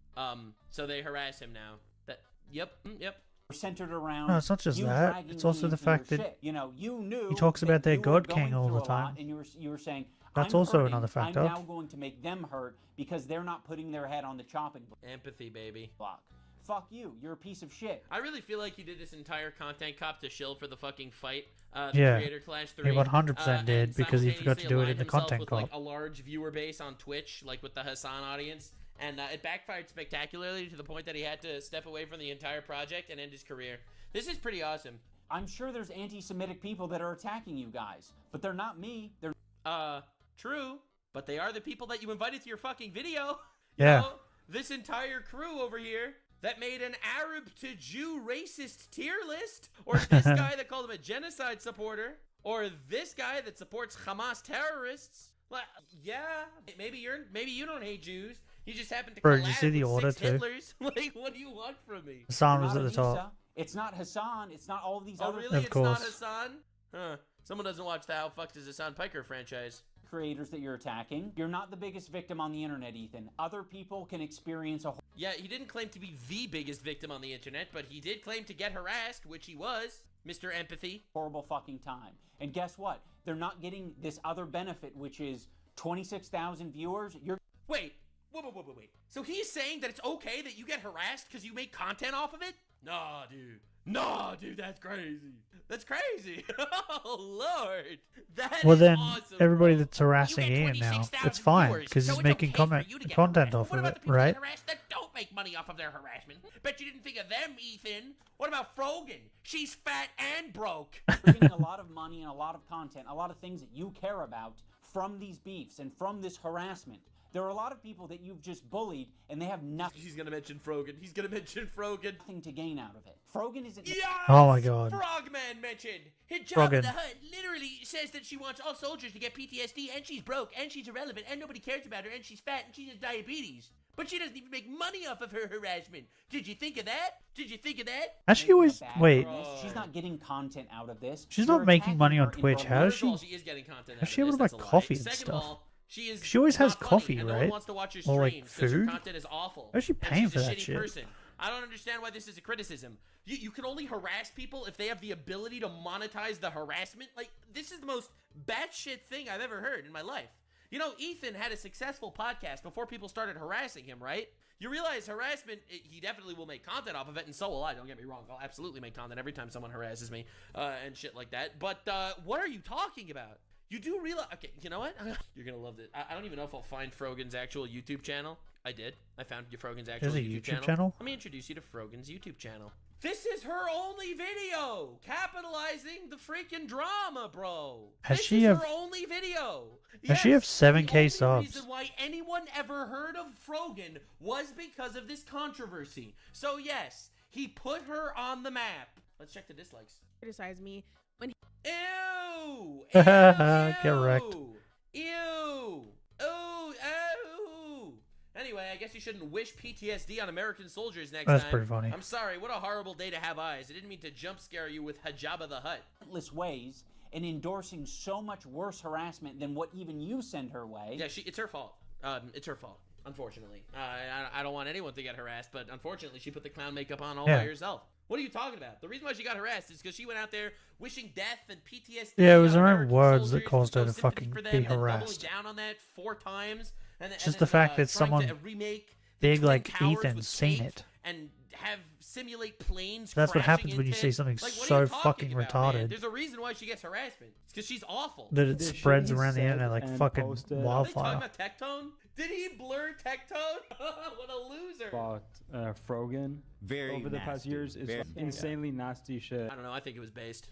I think you could say nasty shit about Frogan. She's a nasty shit person. You can say Yeah. nasty shit about Frogan. She's nasty and shit. She wanted all. Okay, just in case you were curious. You were very curious about Frogan's content. I saw her on a podcast saying she wants all Jews in Israel to go back to Brooklyn where they came from. All right. Now, I'm sure no one actually knows the context of Israel, but yeah, that's not where most of the Jews in Israel came from. In fact, over 80% of the Jews in Israel were born in Israel. So her argument was all Jews in Israel should go back to Brooklyn where they came from.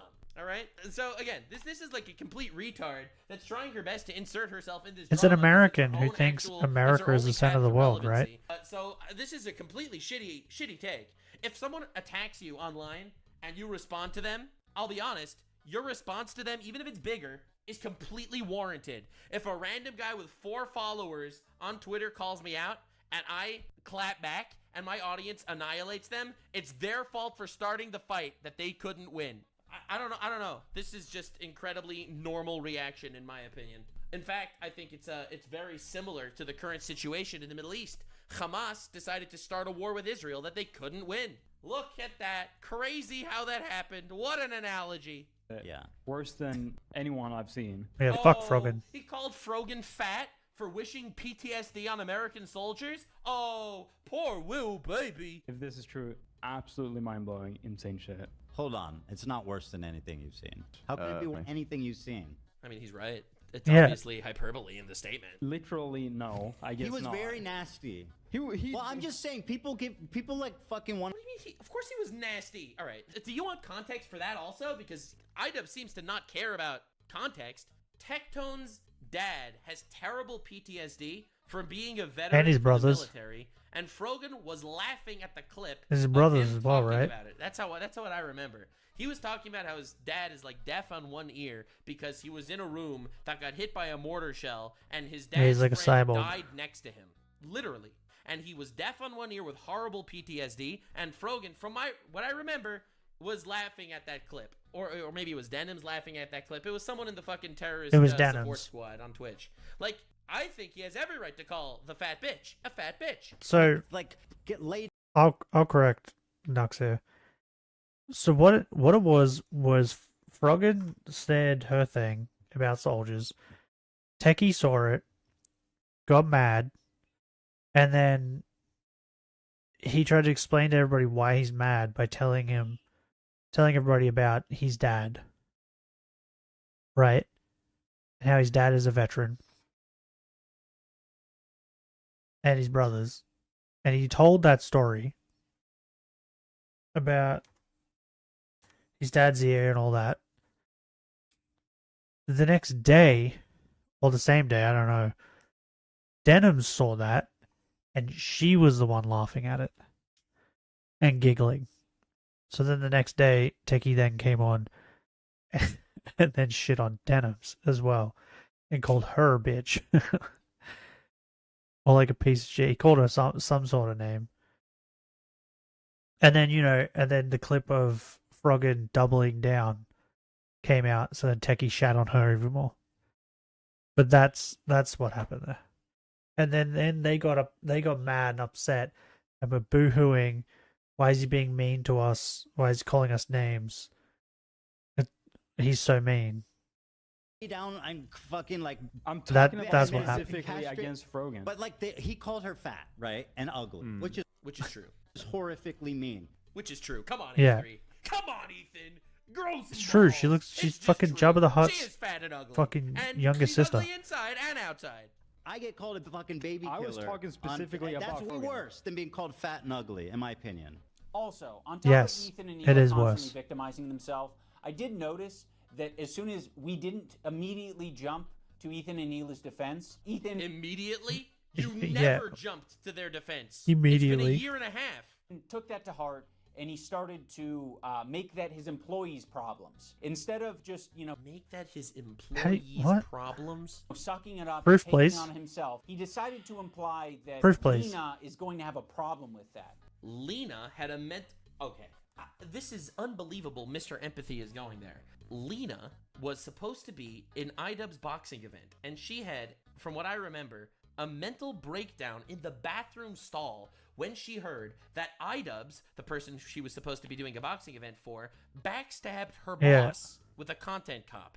What are you talking about, Mr. Empathy? A lot of this has ramifications for the crew. The way that they have it set up is basically, if Lena were to drop out, she would lose, she would have to pay back $25,000 or something insane. And besides that, which I told her I would cover if she wanted to drop out, she's been working really hard. And just because... Wait, hold on. I need to get my charger. Just give me a minute. What the fuck?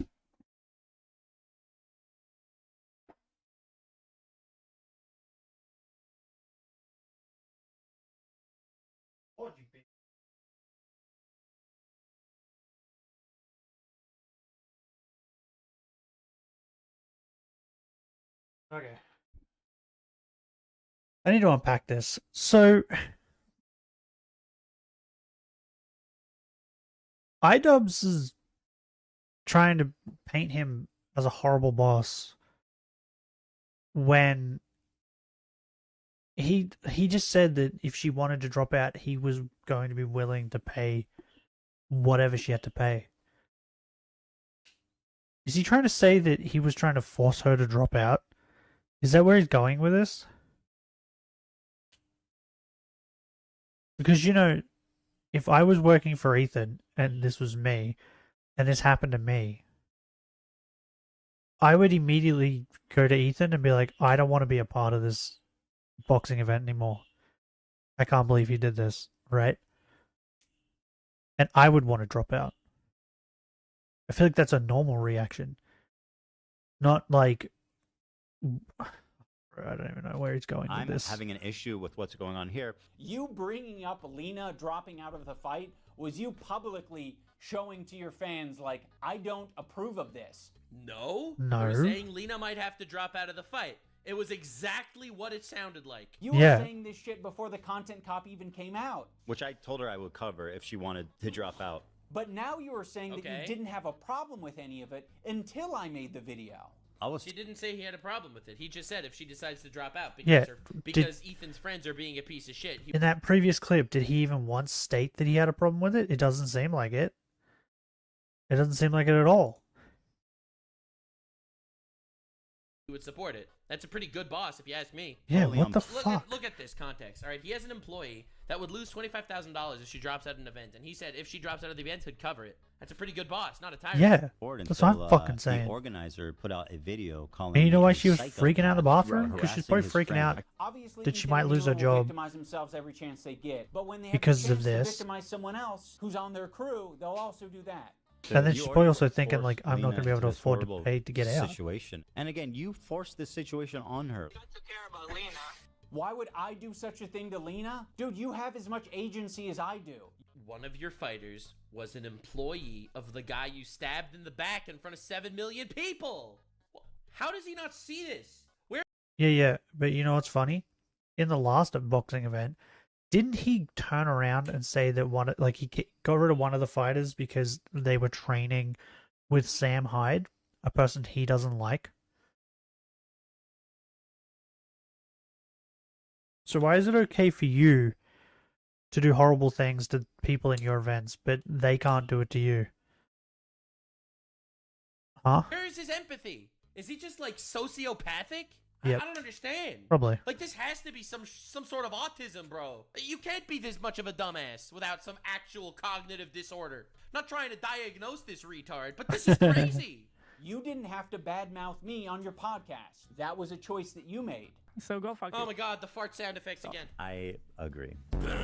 My good fucking friends who I stood by after all these fucking years can't find a spine to speak up. Oh, the organizers of this event are not jumping to my defense? All right, well, maybe instead of shit-talking them, maybe I should zip it. So go fuck yourself. I agree. You already forced Lena into this horrible situation. And again, you forced this situation on her. By the way, he's right. Yeah, I he's know 100% Lena's right. fucking having a panic attack. So go fuck yourself. I agree.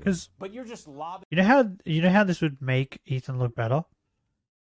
If he didn't make her pay the $20,000 or whatever it is back, right?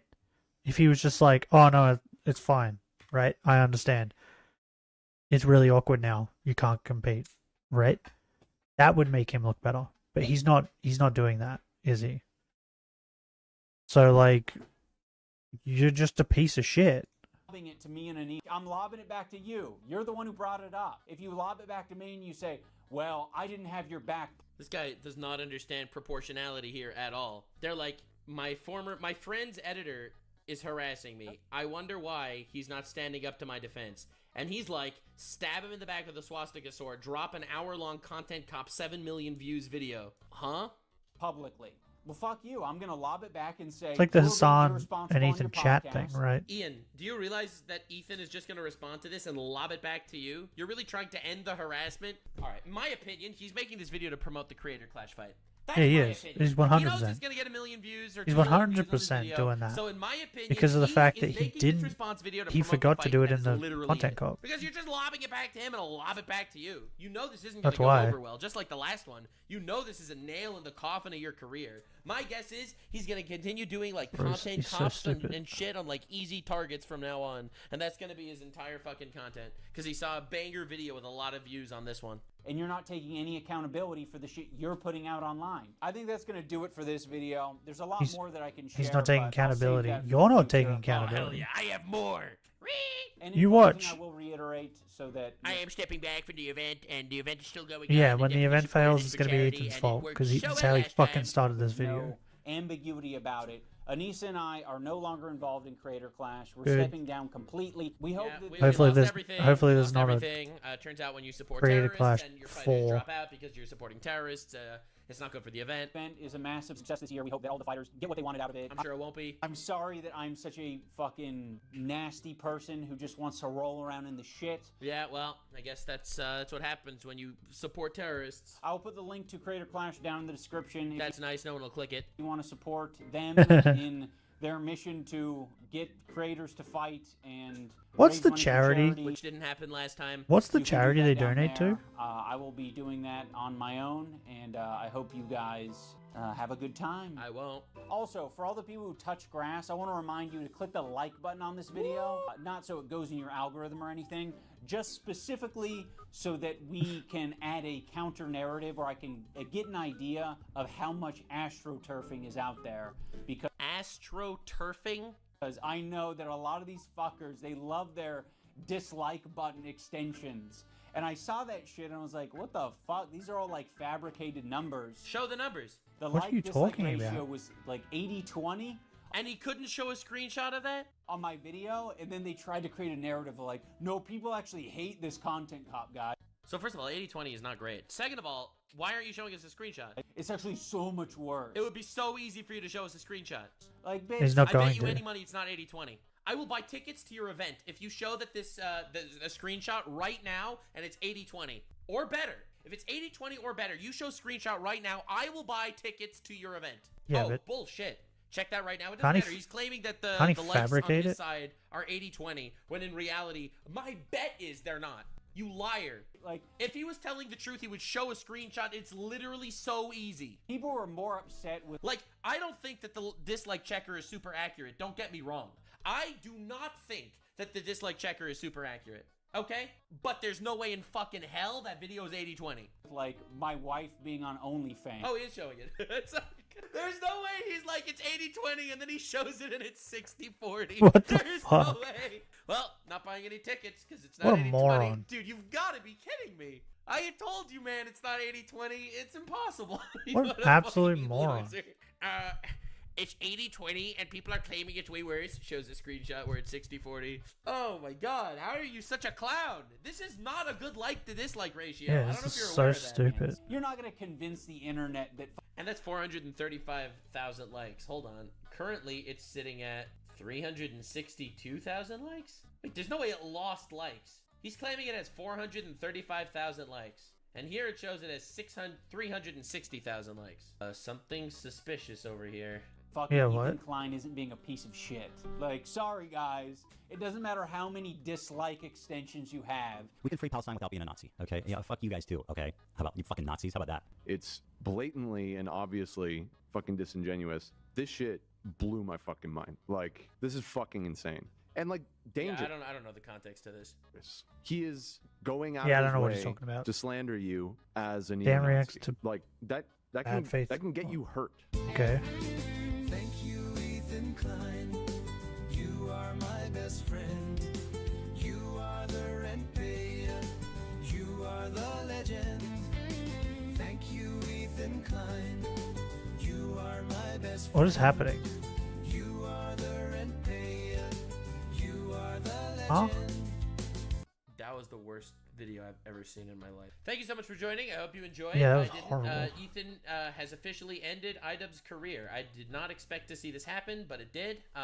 My guy lost his fucking career with this one. Huge day for Yeah, the that was unemployed. so dumb. I did not think I would see this man crash out that badly, literally ever. But we did. So definitely subscribe for future retards. This guy is a retard. I'm very excited for more How does, like, retard in content every to happen. new video, it just gets Definitely worse? lock in for future retards. Just gets Let me dumber. reload the page to see the dislike ratio. Wait, no, it did not get another 40,000 dislikes over the course of my reaction. That's crazy, bro. That's Wait. crazy. Oh god. Anyway, bro Wait, lost wait, his wait. career. Calling it right now. I give it 6 months. What's happening? Wait, hold on. That's crazy. No, it did not get another retards. Let me just reload the page. Wait, it's 88 likes, 43 dislikes. Like 88 to To 43. see the dislike ratio. Wait. And then it goes to fuck. Wait, It no, stays did at not get 88. another 40,000 dislikes. But it goes to 97. What the act? Wait, hold on. iDubbbz. Is it worse? It's gotta be worse now, right? Shut up. Shut up. Shut up, no one cares. Wait, what is this one at? 128k. Am I crazy? And then this one has 363k. Wait, then what's the dislike? Oh no, this is the content cop. Oh, I was like, what? Oh, this is the deputy one. Is it 100? Okay, so it did go up in likes. I was just curious if it got more likes. Like over the course of my reaction. But I'm going to That's assume the crazy, dislikes bro. is That's really crazy. high as Oh well. God. Anyway, bro lost his career. Calling it right now. I give it 6 months until he's What an divorced. idiot. And I don't think this will ever be public. But I have a feeling Hassan slept with his wife. Definitely subscribe for future. Probably. I mean, I wouldn't put it past Hassan. I mean, he went to Diddy parties and. Bro, Hassan probably slept with iDubbbz. This is the only way to explain this stupid ass video. Hassan came in his butthole, and now he's in the cum bubble, the protective cum bubble, which stops your brain from working The properly. brothels in Germany that sex trafficked underage people. You know, it's a classic situation. Anyway, we'll see what happens. I'm excited. Cuck moment keeps going crazy. Definitely lock Oh, in. bro, no way. There's more. Wait, 420. I didn't even watch the 410. 420% fucked. I knew there would be another one because of the stupid fucking debate. Air quotes, debate. Bro, this shit's so stupid. And then, you know, Hassan like fucking carries on about Nox, right? Blue Voldemort. Stop giving him content. You don't like him, stop giving him content. Like, what is wrong with you? You're just giving him what he wants. It's so stupid. So stupid.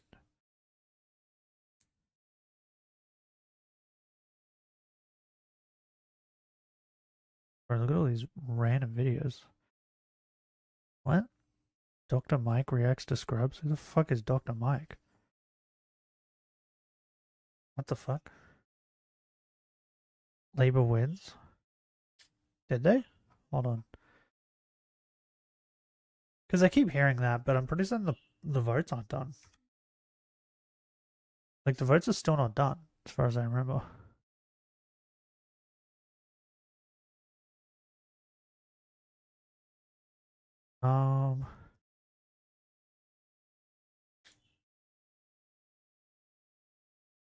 That's the news. Wait, where's the fucking...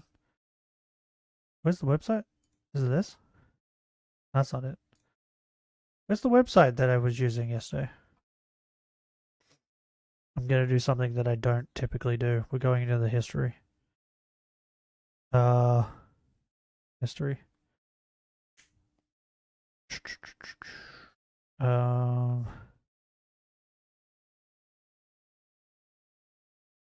Bro, I don't. Is it this? I found it. It's all good. Okay, so we're at 77% of the votes have been counted. 86 seats for Labour, which is insane, by the way. 39 seats for Liberal, I think. 9 for IND, 1 for Green, 2 for OTH.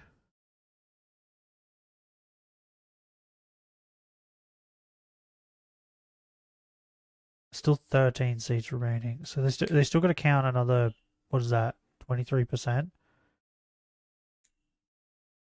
of the votes. So I won't be done for a couple of days at this rate. But Labour's all pretty much just like, yeah, we won. Get shit on, we won. Which is funny. Anyway, I'm gonna get going because I'm very tired today. I didn't sleep properly last night.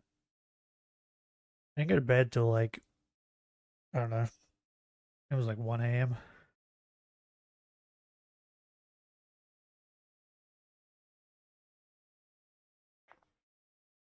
I don't know if if like it's shown through in the stream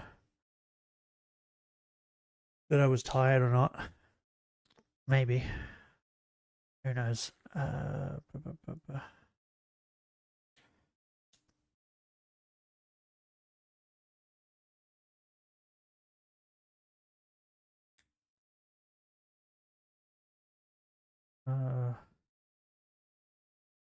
Why is that telling me that? Shut up.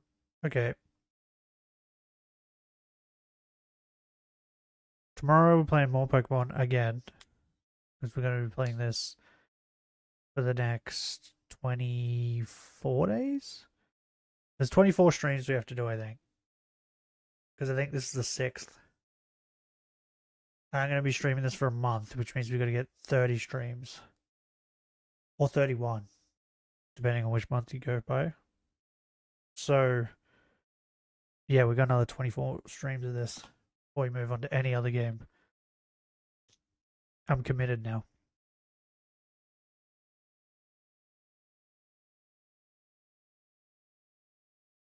So yeah, if you guys enjoyed today's stream, leave a like. If you would like to see more, subscribe. But, till next time. Hooroo.